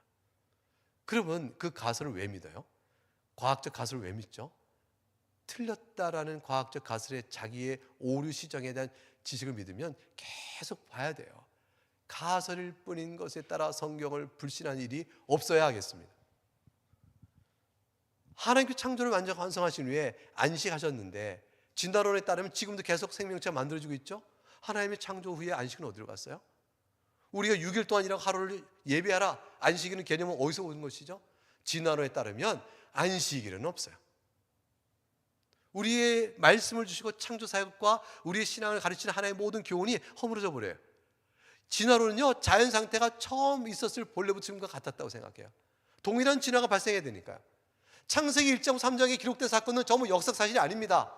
아담과 하와 역사 인물이 아니고 카인의 아벨을 죽인 것도 역사 사실이 아니고 이거 다 신화다라고 생각해요. 자, 이것이 유신 진화론이 전제하고 있는 내용입니다. 따라가시겠습니까? 진화론 가설 때문에 성경을 바꾸시겠어요? 여러분 믿음의 토대를 어디다 두시겠습니까? 성경은요, 아담이 역사 실존 개인이라고 말하고 있죠. 역사로 실제 있었던 개인이다. 예수님께서 가르치기 시작할 때 누가복음 3장 23절과 38절, 예수님께서 가르치기 시작할 때 30세쯤 되시느니라. 사람들이 아는 대로 예수님은 족보를 올라갑니다. 요셉의 아들이요, 요셉은 헬리요, 그 위는 에노스요, 그 위는 셋이요, 쭉 올라가면 그 위는 아담이요, 그 위는 하나님이시니라. 이 족보의 이름 하나는 실존하는 개인들의 이름이죠. 성경은 그 위는 아담이요, 그 위는 하나님이시라. 최초의 인간으로 아담을 개인적 실존인물로 지목합니다. 아담이 실존하지 않으면 셋은 왜 실존할 것이며, 셋이 실존하면 에노스는 왜 실존할 것이며, 쭉쭉쭉 내려와 헬리는 왜 실존하며, 맨 위에 요셉은 왜 실존하겠어요? 디모데후서 2장 13절과 14절 가게 되면 아담이 먼저 지음을 받고 하와가 그 후다. 아담이 속은 것이 아니고 여자가 속아 죄에 빠졌습니다. 인간의 죄와 또 여성과 남성에 대한 교환의 역할을 말하는 과정 속에서 분명히 말하고 있잖아요. 아담이 먼저 지음을 받았다. 역사적으로 실제하고 있는 개인이기 때문에 이런 표현이 가능한 것이죠. 예수 그리스도와 아담의 관계성을 생각해 보세요. 유신자로는 예수 그리스도와 아담의 관계성이 부인되어집니다.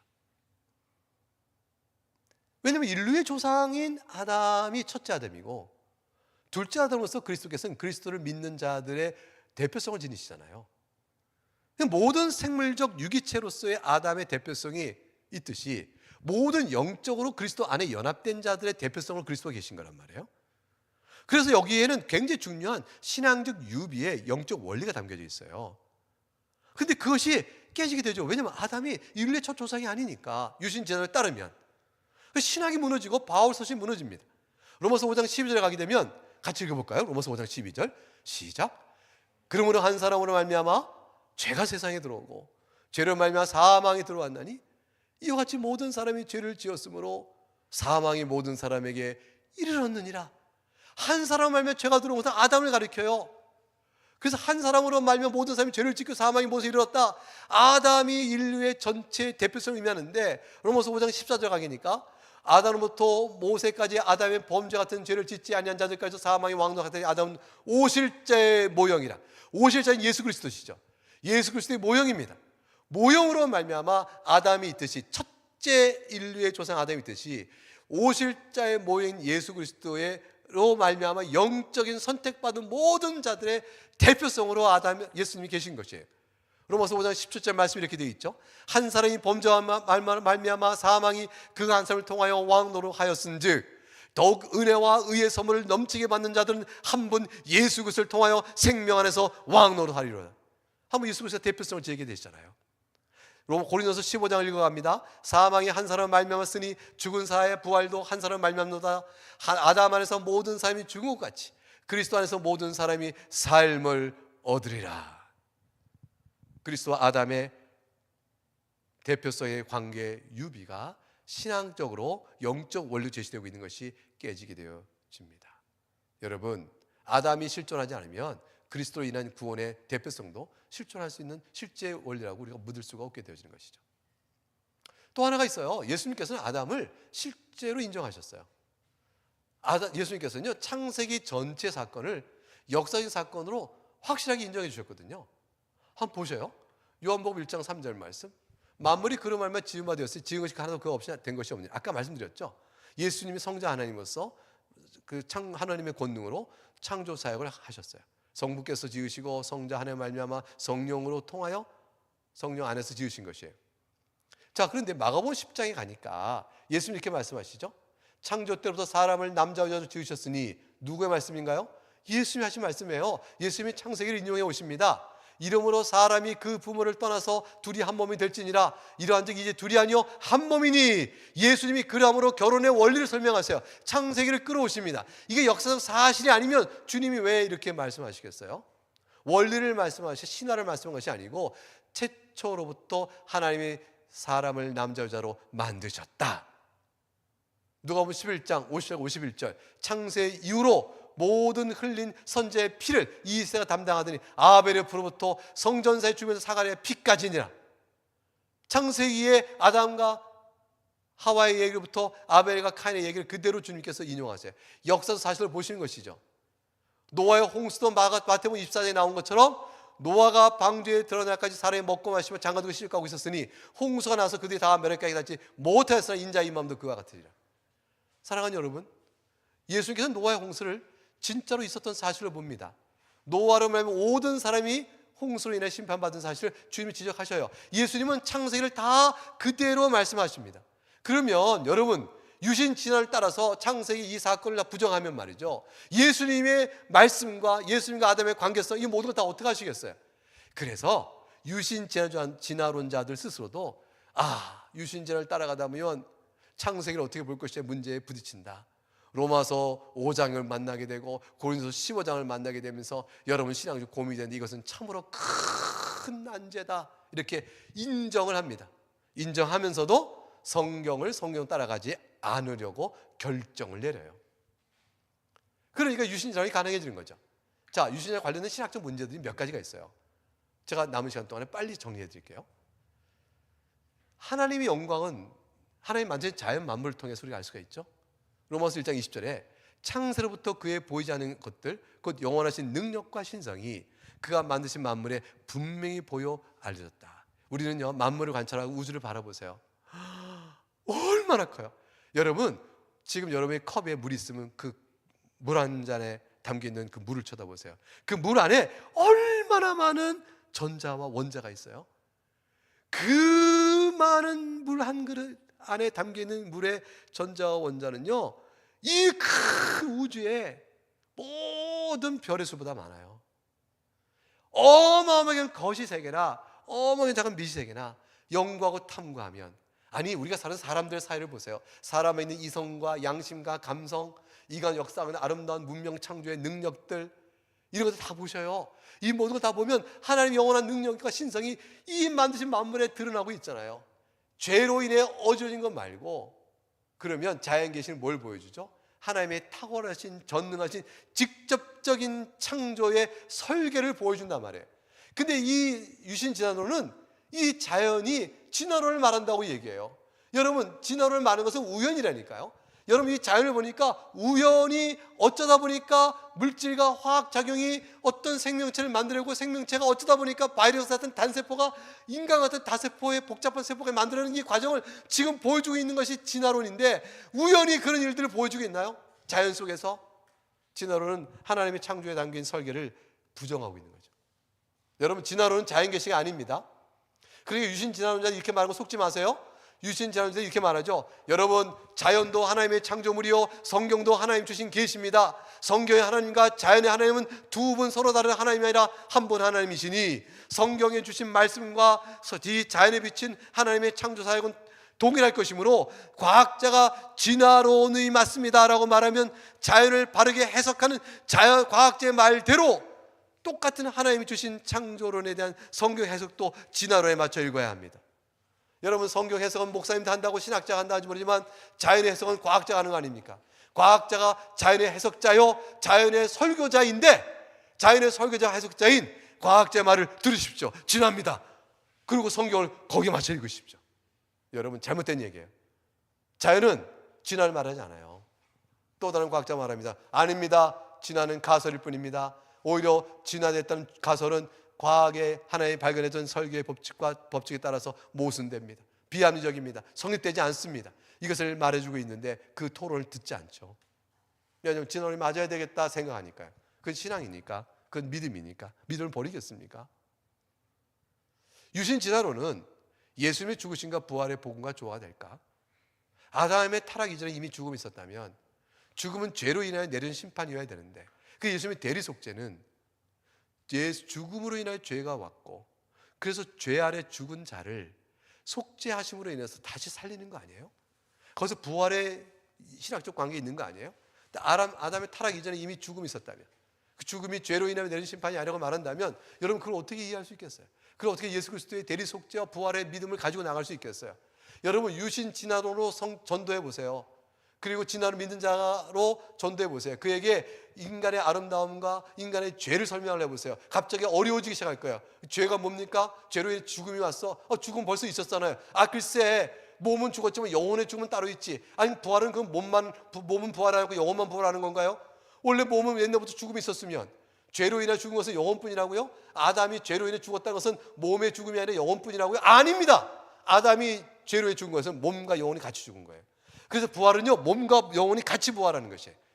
여러분, 아니, 몸의 죽음은 원래부터 있었고, 아담이 죄로 인해 죽은 것은 영혼의 죽음이다, 하나님과의 관계성이 끊어진 것뿐이다 라고 말하면, 부활에 있어서 영혼은 어디 있으며 하나님과 관계만 새로 형성되면 되겠네요. 몸은 계속 죽고 가도요. 근데 몸을 왜 살리시냐고요? 몸을 왜 새롭게 하시죠? 죄로 인해 몸도 죽고 영혼도 하나님과 관계가 끊어짐으로 인해서 영혼의 생명력이 없어진 거죠. 살아있다는 것은 하나님과 관계에서 살아있는 거죠. 따라 지옥에 있는 자는 영혼은 그 자체는 하나님께서 생명을 유지시키지만 하나님과 관계가 끊어졌으니 죽음 아래 있는 것이고요. 신자의 영혼은 몸이 죽어도 하나님과 관계가 살아있기 때문에 그가 하나님께 영혼을 붙들고 계신 동안 살아있는 존재로 하늘 본향에서 낙원에서 죽으실 때 기다리고 있게 되는 것이죠. 유신진화론은 중년 예수님이 죽으시니까 부활의 복음의 조화가 안 됩니다. 근데 유신진화론자의 주장을 들어보시면요, 이 부분 다 떼나요. 유신진화론자는 그거는 놔두고 창조로만 얘기하자고 그렇게 얘기해요. 근데 그 창조로만 얘기하자도 그들이 내세운 진화론이 과학적이지 입증된 이론이 아니면 하나의 가설일 뿐이며 믿음입니다. 그리고 그것을 설령 받아들이면 신학적으로 구원론, 종말론, 기독론 모든 부분에 연결될 때 문제가 되기 시작해요. 인간론 다 문제가 되어지죠. 그럼 우리의 신앙은 어디에 두어야 될까요? 라는 문제가 남는 겁니다. 유신자는 도덕적 책임을 인정할 수 없습니다. 도덕성은 자연주의에서 안 와요. 여러분, 이 자연 속에는 자연이 도덕성을 우리에게 주는 당위성을 명할 수 있나요? 자연은 현상 그대로를 말할 따름이에요.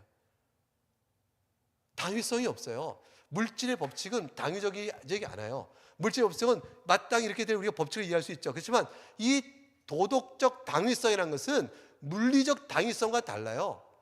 그 물리적 당위성이라는 건요, 그 법칙이 절대 법칙이 아니라면 당위성을 못 말해요. 그런데 도덕성이라는 것은요, 당위적인 것은 인격적 당위성이에요. 그 인격성이 있어야 도덕적 당위성을 얘기하는데, 이 인격적 당위성을 물질이, 비인격적인 물체가 어떻게 생명을 낳고 그 생명 가운데서도 박테리아 바이러스가 아닌 인간이라는 인격적 존재까지 발전되어 오냐고요. 어떻게 변화되어 올 수 있냐고요.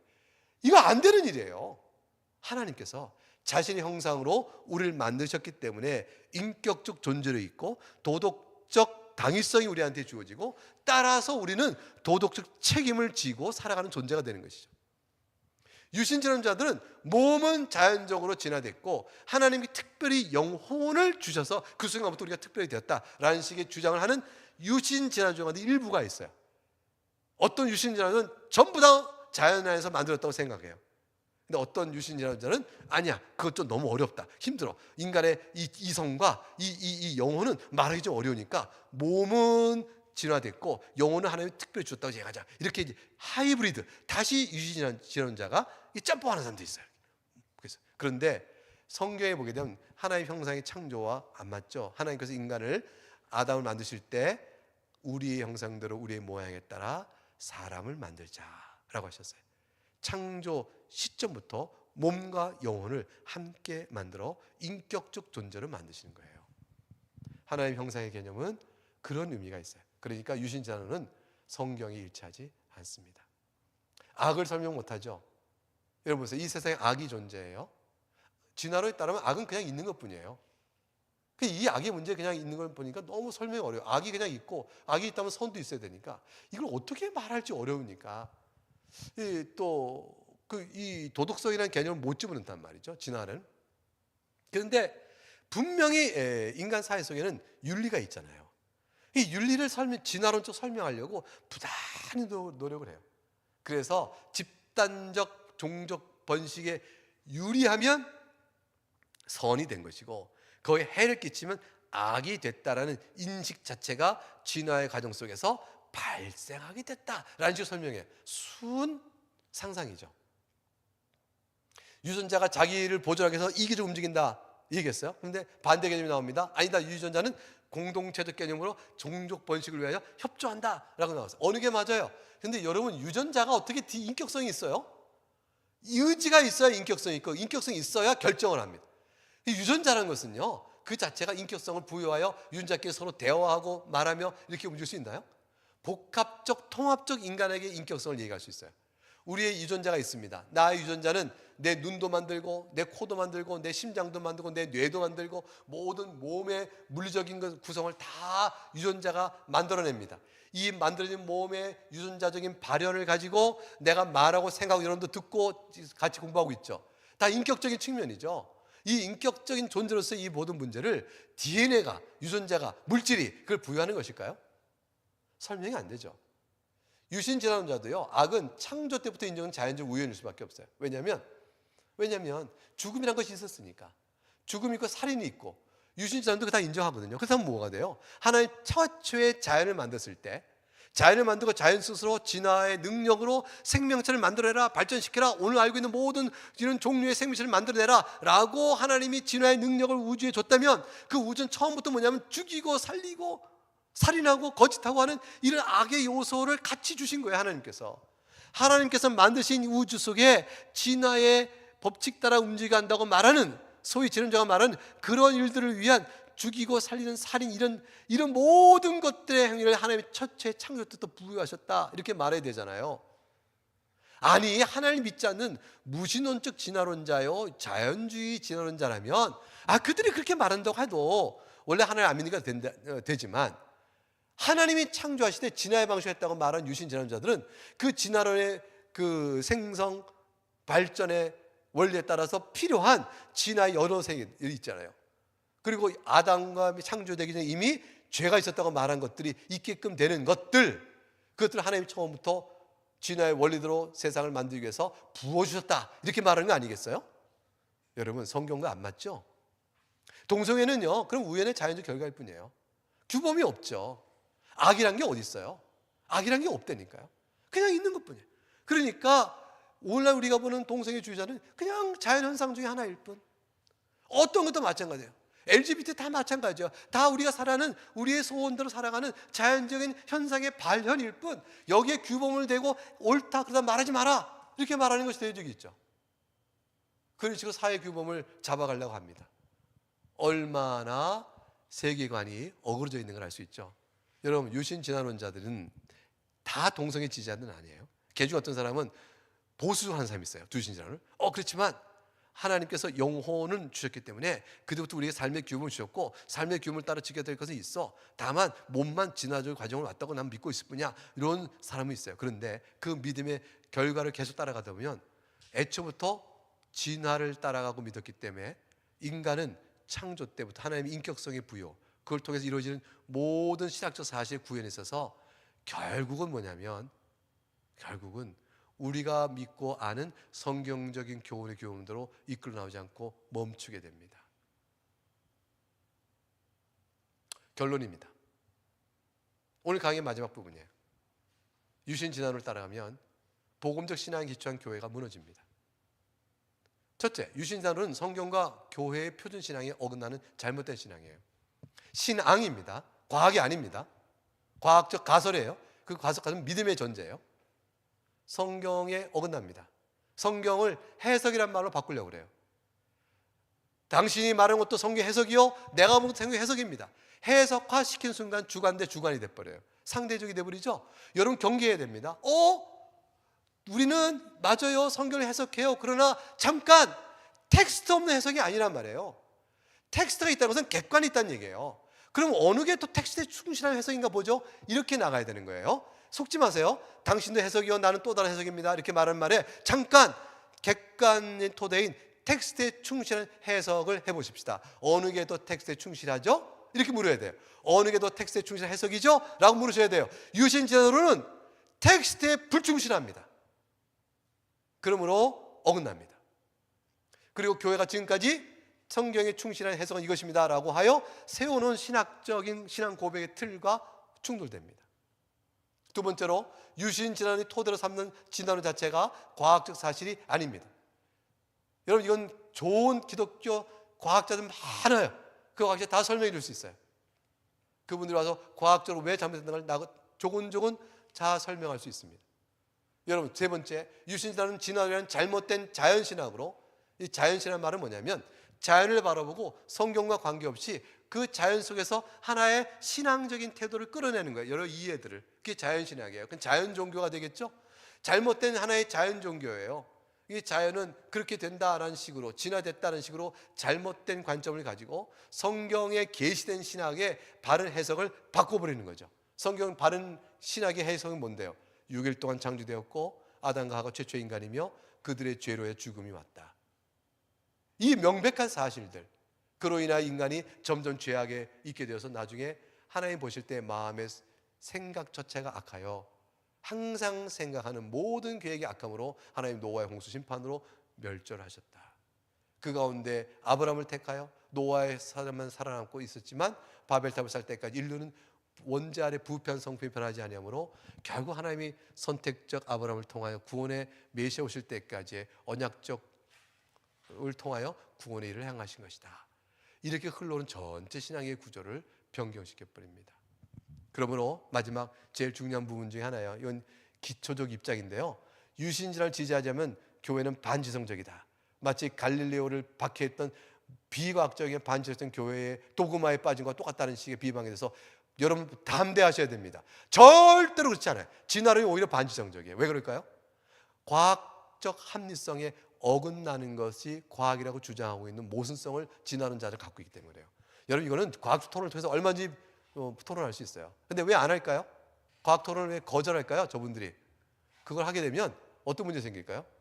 창조론자들이 과학 진화론의 모순점, 과학적 모순성을 다 들춰내면 곤란하죠. 전제가 무너지죠. 신앙의 전제가. 그렇게 안 합니다. 그래서 유신진화론이 과학적으로 가설에 입각함으로 성경을 바꿔 해석할 수 없는 것입니다 라고 말하고, 성경의 텍스트에 충실한 올바른 성경 해설은 6일 창조를 믿고, 그 다음에 아담과 하와 최초 조상이며 그들의 죄로 인하여 죽음이 왔습니다 라는 가장 신앙의 토대를 갖는 것이 성경적이요 합리적이며 지성적이죠. 그런 사실을 분명히 마음에 담대히 갖고 유신진화론을 교회 안에서 뿌리내지 않도록 어린 영혼들과 신자 교우들의 영혼들을 지켜가는 것이 중요하다, 이렇게 말씀을 드립니다. 네, 여기까지가 오늘 제가 준비해 여러분이 전해드린 강의 내용입니다. 강의 내용이 여러분에게 잘 전달되어지고 또 도움이 될 수 있기를 간절히 바랍니다. 다음 주에 이어서 유신진화론에 관련해서 좀 더 알아야 될 내용들, 또 잘못된 내용들의 소개를 좀 더 해드리도록 하겠습니다. 그러면 같이 기도할까요? 하나님 아버지 감사합니다. 오늘도 이 시간을 통해서 이와 같이 유신진화론이 왜 교회의 복음적 요소에 해가 되는가, 그것이 갖고 있는 문제점은 뭔가. 많은 유신진화를 믿는 사람들 가운데 좋은 분들이 많이 있고 유신진화를 믿는 사람 가운데 좋은 신앙인도 있지만, 그러나 그들의 주장을 그들의 모습을 통해서 받을 수 없음을 생각합니다. 왜냐하면 우리가 지금 살핀 것처럼 성경의 토대가 그 밑으로부터 갈가지기 때문입니다.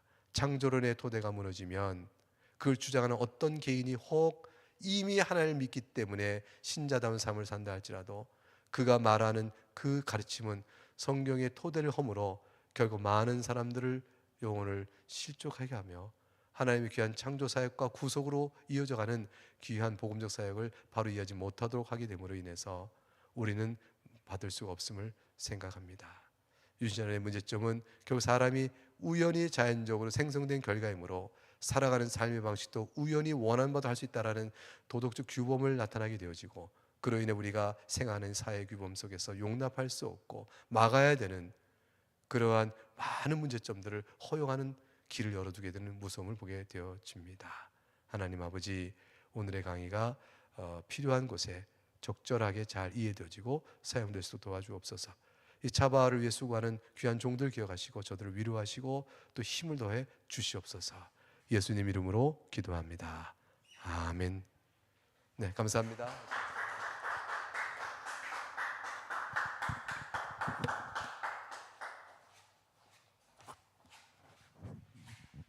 네, 귀한 강의 정말 감사드립니다. 많은 말씀 주셨는데 그 결론은 왜 이렇게 그 논리적으로 너무나 모순된 이런 그 큰 틀에서 논리 자체가 형성이 안 되는 이런 게 하나의 이론이라고 해서 나오는지가 참 의문스럽다, 이런 생각이 듭니다. 전체적으로 하나님을 존재를 부정하기 위해서 또 성경을 부정하기 위해서 만들어진 억지론 같다라는 느낌이 제 소감입니다. 진화론을 이제 과학이라고 해서 진화론이 그 가설로 시작한 건데 하나의 이론으로 해서 지금까지 엄청난 영향력을 끼쳐오고 있는데, 그 진화론의 과학성이 전혀 없는 이런 걸로 드러나니까, 이를테면 뭐 진화론이 그 자연 물질이 무슨 저절로 화학 물리적 반응을 일으켜서 뭐 변이 된다든지 뭐 단세포가 복합세포로 진화된다든지 이런 것들 다 엉터리잖아요. 물질 일이 생명체로 이렇게 가는 것도 다 엉터리고, 그런데 단어가 진화지 진화 자체가 형성이 안 되는 건데, 하여튼 이래서 이 과학 가설로 시작한 건데, 이게 가설이 이론으로 자리 잡고 영향력을 미치는 게, 교수님이 중간에 굉장히 귀중한 그 말씀 주신 게 이제 카르텔이라는 거죠. 카르텔, 이런 어떤 이론이 학계에서 나오면 그때 이제 신의 존재, 하나님의 존재에 대한 논쟁이든 어떻든 이런 과학적 그 여러 가지 가설이나 이론들 같은 것이 학계에서 한번 자리를 잡으면 그게 100% 틀린 게 아니라 사람들이 기울일 만한 상당한 논리적 근거가 있고 하니까, 그걸 신봉하는 사람들이 이 카르텔을 구성하면 그게 이제 또 어떤 그 생태계가 형성이 되는, 그거로 인해서 먹고 사는 생태계도 결정이 되고, 뭐 학계에서 또 그게 하나의 세력이 되면 그거를 거기서 반발하거나 벗어나거나 그러면은 또 학위받기도 어렵고, 프랑크푸르트 학파가 미국의 대학가를 점령한 것도 그런 거 아닙니까? 굉장히 그 모순적인 이야기들인데, 사람의 인식 능력이 완전하지 않으니까 모순된 주장도 어느 부분이 혹할 만한 부분이 있으면 그걸 믿는 사람들이 많아지게 되면 그것이 하나의 세력이 형성이 되고, 그 사람들에 의해서 그 세력들이 더 커지면서 어떤 조직화된 어떤 그 세력이 생기면 그게 시간을 또 많이 지나면서 하나의 그 거스를 수 없는 어떤 대세도 만들어내고 이러는데, 이것도 참 유신진화론, 진화론이 크게 도전을 받으니까 유신진화론, 거기다 진화론을 위해서 하나님을 이용하는 그런 생각도 들고 그렇습니다. 그래서 진화론 자체가 진화 과설이라고 이름 바꿔야 된다고 이렇게 말씀하신 것도 참 공감이 가는 말씀이고, 결국은 믿음의 문제인 것 같습니다. 이게 어떤 이론에 구체적으로 어떤 로직을 갖고 있든 건지 간에 하나님이 살아계시는 걸 믿느냐 안 믿느냐, 성경을 완전 무오하게 믿느냐 안 믿느냐. 그런데 이거를 믿고 싶지 않으니까 진화론이 과학으로 인정받을 수 없는 게 드러났고, 그런데 그걸 인정하고 싶지 않으니까, 하나님의 존재 자체를 인정하고 싶지 않은 사람들이 자꾸 진화론을 그러면은 좀 더 변형시켜서 유신진화론을 만들어낸 그런 게 아닌가. 그래서 이렇게 많은 말씀 주셨는데, 결국은 믿는 성도들은 이 하나님이 창조는 무로부터 창조하신 거고, 우주 만물 생명 무로부터 창조하신 거고, 직접 창조하신 거고, 유신진화론처럼 하나님이 우주 만물 자연을 만드신 다음에 그 뒤에 뭐 그냥 방치하셨. 그래서 우주 만물 그 물질에서 무생명체에서 생명체가 만들어지는 이런 유신진화론 엉터리 같은 이야기를 믿는 것이 아니라, 무로부터 창조하셨고 직접 창조하셨고 그 모든 것이 다 성경에 기록이 되어 있고, 그래서 결국은 우리가 말씀을 있는 그대로 믿는 게 얼마나 중요한가. 이렇게 바울이 철학과 헛된 속임수가 우리의 영혼을 뇌락질한다고 이렇게 바울 사도가 언급을 하셨는데, 결론은 유신진화론을 우리가 2시간 동안 이렇게 듣고 난 결론은 결국 교수님이 언급해 주신 로마서 1장 20절, 창세로부터 그의 보이지 아니하는 것들 곧 그의 영원하신 능력과 신성이 그가 만드신 만물에 분명히 보여 알려졌나니 그러므로 그들이 핑계하지 못할지니라. 이 말씀이 결론적으로 붙들어야 할 말씀이고, 이 말씀에서 조금 더 빗나가지 않아야 된다, 이런 생각이, 저는 그런 생각이 듭니다. 결론적으로. 아무튼 그래도 여러 가지 그 괜히 지식이 많은 사람들이 얘기를 하면은 지식이 스스로 적다고 생각하면 위축되기 쉬워서 거기에 말려들기 쉬운데, 어쨌든 성경 말씀과 다르면은 그것은 엉터리고 이단이고 철학과 헛된 속임수다, 이렇게 경계하고 우리가 신앙생활하면 좋겠다, 이런 생각을 합니다. 오늘 귀한 강의 너무나 감사드리고, 다음 주 한 주 더 이 지식무장을, 우리들의 지식무장을 위해서 오늘 교수님이 한 주 더 오셔서 또 귀한 강의 기대해 주시기 바랍니다. 그 다음 넘어가죠. 이 거룩한 방파제 2차 국토 순례 있었습니다. 지난번에 키오 축제 이전에 5월 달에 한 달에 걸쳐서 있었죠. 이 596km를 걸어서 행진한다는 게 대단한데, 왜 이렇게 하겠습니까? 우리가 지금 이 시대의 영적 전쟁, 거기 구체적으로 여러 가지 메시지를 담고 있죠. 포괄적 반대해야 될 것들이 너무나 많습니다. 포괄적 차별금지법, 동성애 키워 축제, 성혁명 교육과정, 국가인권 기본계획, 학생인권조례, 아동기본법안, 생활동반자 법안, 또 대구 대현동 모스크 건립, 이렇게 다 반대해야 되고, 마지막에 청소년 성중독 예방 운동 위해서 이렇게 이 많은 명분을 갖고서 의지를 다지고 더 많은 사람 깨우기 위해서 헌신된 분들이 7월 20일부터 8월 15일까지 이 국토 순례 행진 마쳤습니다. 이 자리에서 고생하신 분들의 시상식도 있었고요. 그림에 자세히 나오죠. 예. 마지막 15일 날 임진각에서 완주식을 하는 그런 장면이 지금 보이고 있습니다. 네, 그다음 뉴스로 넘어갈까요? 이게 하나가 성윤리문화교육원 수강생 모집이 먼저 나왔습니까? 기독일보 잠깐만요. 저랑 갖고 있는 게 좀 달라서 이게 마지막인데 잠깐만요. 그 이전에 넘겨 주셔 보죠. 그 이전에 다시 수강생 모집부터 저기를 할까요? 제가 갖고 있는 게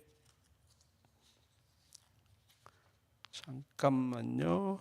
이게 제가 갖고 있는 현대 성윤리문화교육원 수강생 모집하고 있습니다. 8월 14일부터 시작이 됐고 이제 9월 5일까지 진행이 됩니다. 강의는 이제 9월 달에 시작이 되는데 이 동성애 문제를 비롯해서 젠더주의 여러 가지 그 지식 무장을 할 수 있는 좋은 기회입니다. 여기 강사분들 훌륭한 분들 강의 주시니까 이 과정에 등록해서 이 과정도 수준별로 이렇게 기본 과정, 심화 과정, 전문가 과정 이렇게 수준별로 마련이 되어 있습니다. 꼭 동영상 강의도 있고 두 번의 화상 토론 수업도 있고 굉장히 알찬 강의입니다. 이 분야에서 굉장히 특화된 전문가들 여러분들이 너무나 잘 아시는 분들이 와서 강의를 하시니까 꼭 등록해서 이 무더운 여름 지식무장하면서 이겨내시면 좋겠습니다. 예. 그다음이요. 예. 네, 얼마 전에 그 서울대학에서 집회가 있었죠. 집회가 있어서 서울대학교 세계관 복음 초청 집회가 있었는데 16일부터 있었고 오늘이 마지막 날입니다. 이 자리에 여러 가지 이야기들이 나왔는데 이상원 박사님 참석하셔서 귀한 특강을 하셨습니다. 이상원 박사님 특강 내용 잠깐만 말씀드리면은 이 세상에 이게 유물론이나 공리주의적 세계관 지닌 사람들이 참 많다. 물질이 세계의 전부이고 영혼을 믿지 않는 유물론가 자신에게 큰 쾌락을 주는 것을 최우선적으로 선택하는 공리주의를 만일 임산부와 혼수 상태에 빠진 환자의 보호자가 따른다면 어떻게 될까? 이렇게 문제 제기를 했어요. 요즘 한창 생명권이냐, 뭐 이 낙태를 합리화하는 이런 주장들 이런 게 많이 논쟁이 많이 있지 않습니까? 그래서 이 유물론이나 공리주의적 세계관을 지닌 사람들은 이제 이 낙태 문제라든지 안락사 문제에 대해서 굉장히 거부감 없이 접근을 하죠. 이런 주장들을 하고 있죠. 그런데 이런 주장 실제로 보면 이 생명과 관련해서 여러 가지 그 이론들이 많지만 이상원 박사님은 이제 생명은 정자와 난자가 만나 수정이 이루어지는 순간부터 영혼을 가진 인간의 생명이 시작된다. 이렇게 수정난설이 생물학적으로나 유전학적 또 성경적으로 가장 강력히 뒷받침되는 인간 생명의 시작점이다. 이렇게 강조를 했습니다. 그래서 결론적으로 낙태, 자살, 안락사 등 이게 자기 결정권으로 인간 생명을 끝내서는 안 된다. 이런 점을 강조를 하신 거죠. 예. 다음에요. 이게 좀 재밌는 기사입니다. 그 이탈리아에서 육군 소장이라는 분인데 이분이 에세이를 썼어요. 에세이를 썼는데 그 내용이 이 동성애자들을 굉장히 그 혐오한다. 이제 이 동성애자들이라든지 이런 성소수자에 대해서 자기의 솔직한 생각을 다 그대로 드러낸 건데, 에세이라는 형식의 글을 통해서 드러낸 건데, 그것이 이 동성소수자들을 혐오하는 거다 그래갖고 크게 SNS에서 비난 엄청 받으면서 논란이 되고 있어서, 이게 아마존에서 이게 그 에세이 부문 세계 3위에 올라가 있다고 합니다. 그래서 이 사람 책 제목도 재밌어요. 이 거꾸로 된 세상, 이런 책 제목입니다. 이게 이 책 내용에 보면은 이 다수의 정상적인 사람들이 오히려 소수자에 의해서 괴로움을 받고 있다, 이런 내용들이 들어가 있고, 그래서 이게 차별금지법 뭐 이런 것들이 그 혐오라는 용어를 막 그 강조를 해가면서 동성애자를 반대하는 사람들을 공격하고 그러는데, 그걸 아주 리얼하게 자기 개인의 견해를 밝힌 거죠. 이 책 제목 거꾸로 뒤집힌 세상입니다. 이게 이태리 일간지 그 레피블리카에 보도된 건데, 이것이 요즘 전 세계적으로 이 동성애 문제가 크게 차별금지법이 선진국에서 다 통과되고 이 혐오 여러 가지 기현상들이 많이 나타나고 있는데, 이게 정상이 비정상을 밀어내는 거 아니냐, 이런 문제의식을 그대로 가감없이 그 군인이라는 군 고위직 사단장입니다, 이분이 표현했는데, 그런 만큼 더 사람들에게 이게 파장을 일으키고 있는 것 같습니다. 예. 다음에요.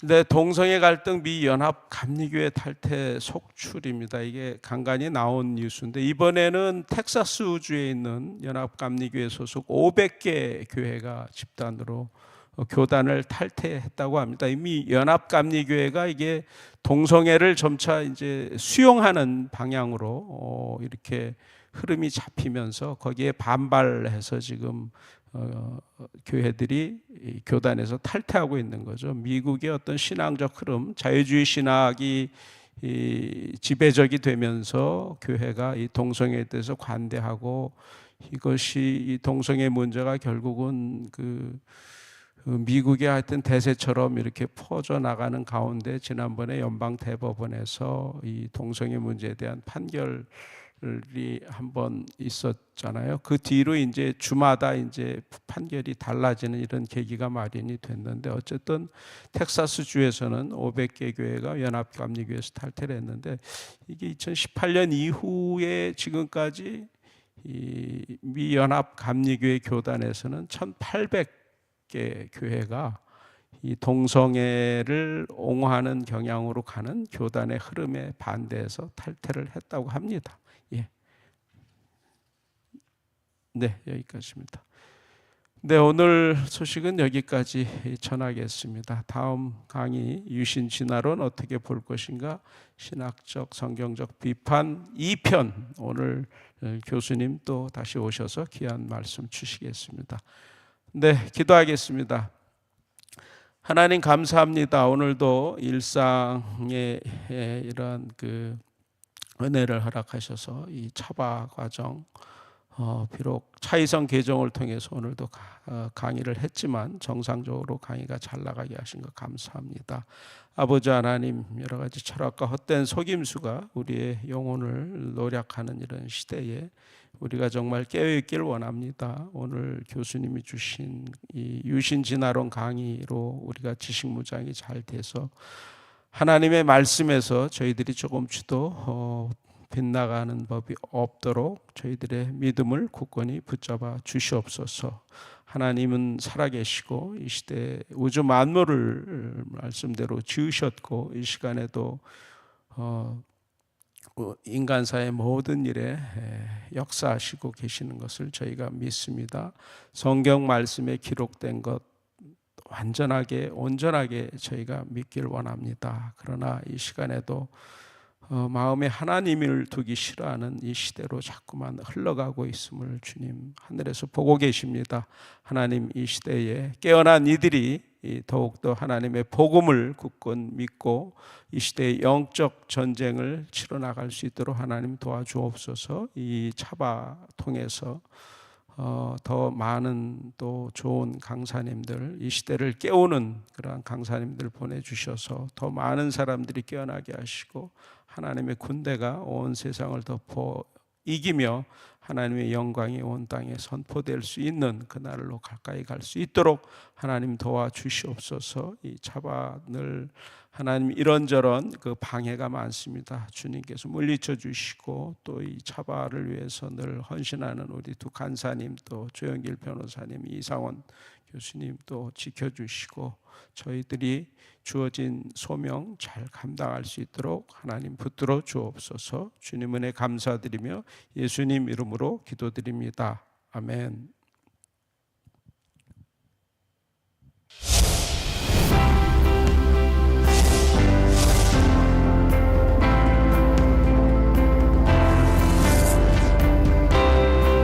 채널 공유운동, 유튜브 채널 공유운동에 대해서 말씀을 드리겠습니다. 차바 채널과 여러분들의 교회의 유튜브 채널이 공유된다는 게 무슨 뜻인가 하면 차바에서 매주 금요일마다 차별금지법에 관련된 좋은 영상을 실시간으로 송출하게 됩니다. 차바와와 공유된 여러분들의 교회 유튜브 방송에도 저희들이 영상이 실시간으로 송출되게 됩니다. 처음에 시작할 때 50개, 100개, 200개, 240개까지 증가했습니다.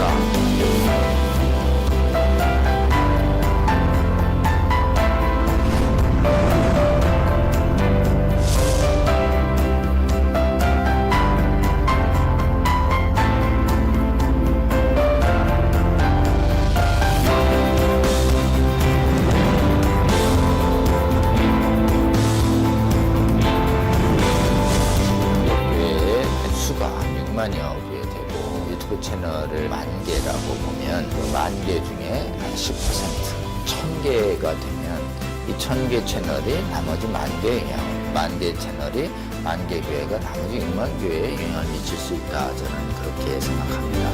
이 차별금지법 제정 시도가 2007년부터 시작이 됐는데 한 번 차단이 되는 것으로 끝나는 것이 아니고 한 번 차단이 되면 또 제기되고 또 제기돼서 지금 15년 이상 차별금지법 제정 시도뿐만 아니라 인권 조례를 통해서 사실상의 차별금지법이 하위 법령이 만들어지고 있고 또 초 중고등학교에서 젠더 및 동성애 성교육이 지금 강하게 일어나고 있고 이 운동이 지속적인 반대 운동이 필요하고 또 계몽 운동이 필요합니다.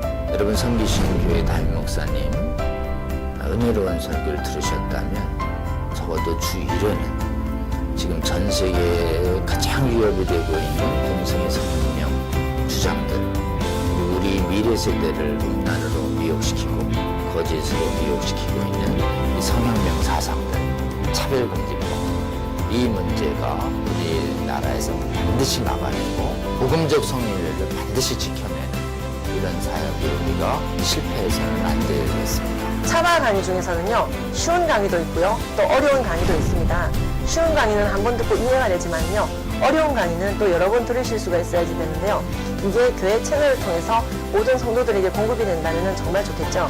그 운동을 우리가 하고 있는 것입니다. 차바 채널 이 공유운동, 저는 우리 주님께서 저희에게 알려주신 방법이라고 생각합니다. 차별금지법을 제정을 성공적으로 막아내고 음란을 정당화하고 음란을 강요하는 각종 악법들을 막아내서 대한민국 교회와 대한민국을 지키는데 아주 귀하게 사용하실 거라고 생각합니다. 여러분, 이 거룩한 도로 개설 운동, 그리고 거룩한 성령의 검 배포 운동에 기도하시면서 지속적으로 함께 해주시기를 여러분 주위에 권면해 주십시오.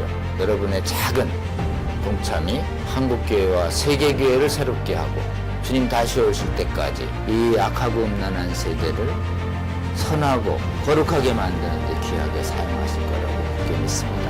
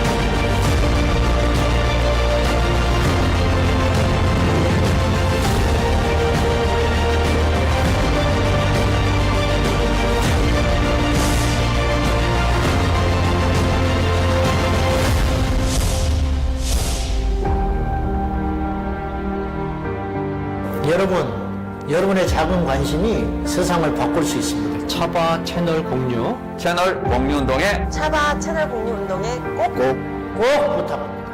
화이팅! 파이팅! 화이팅!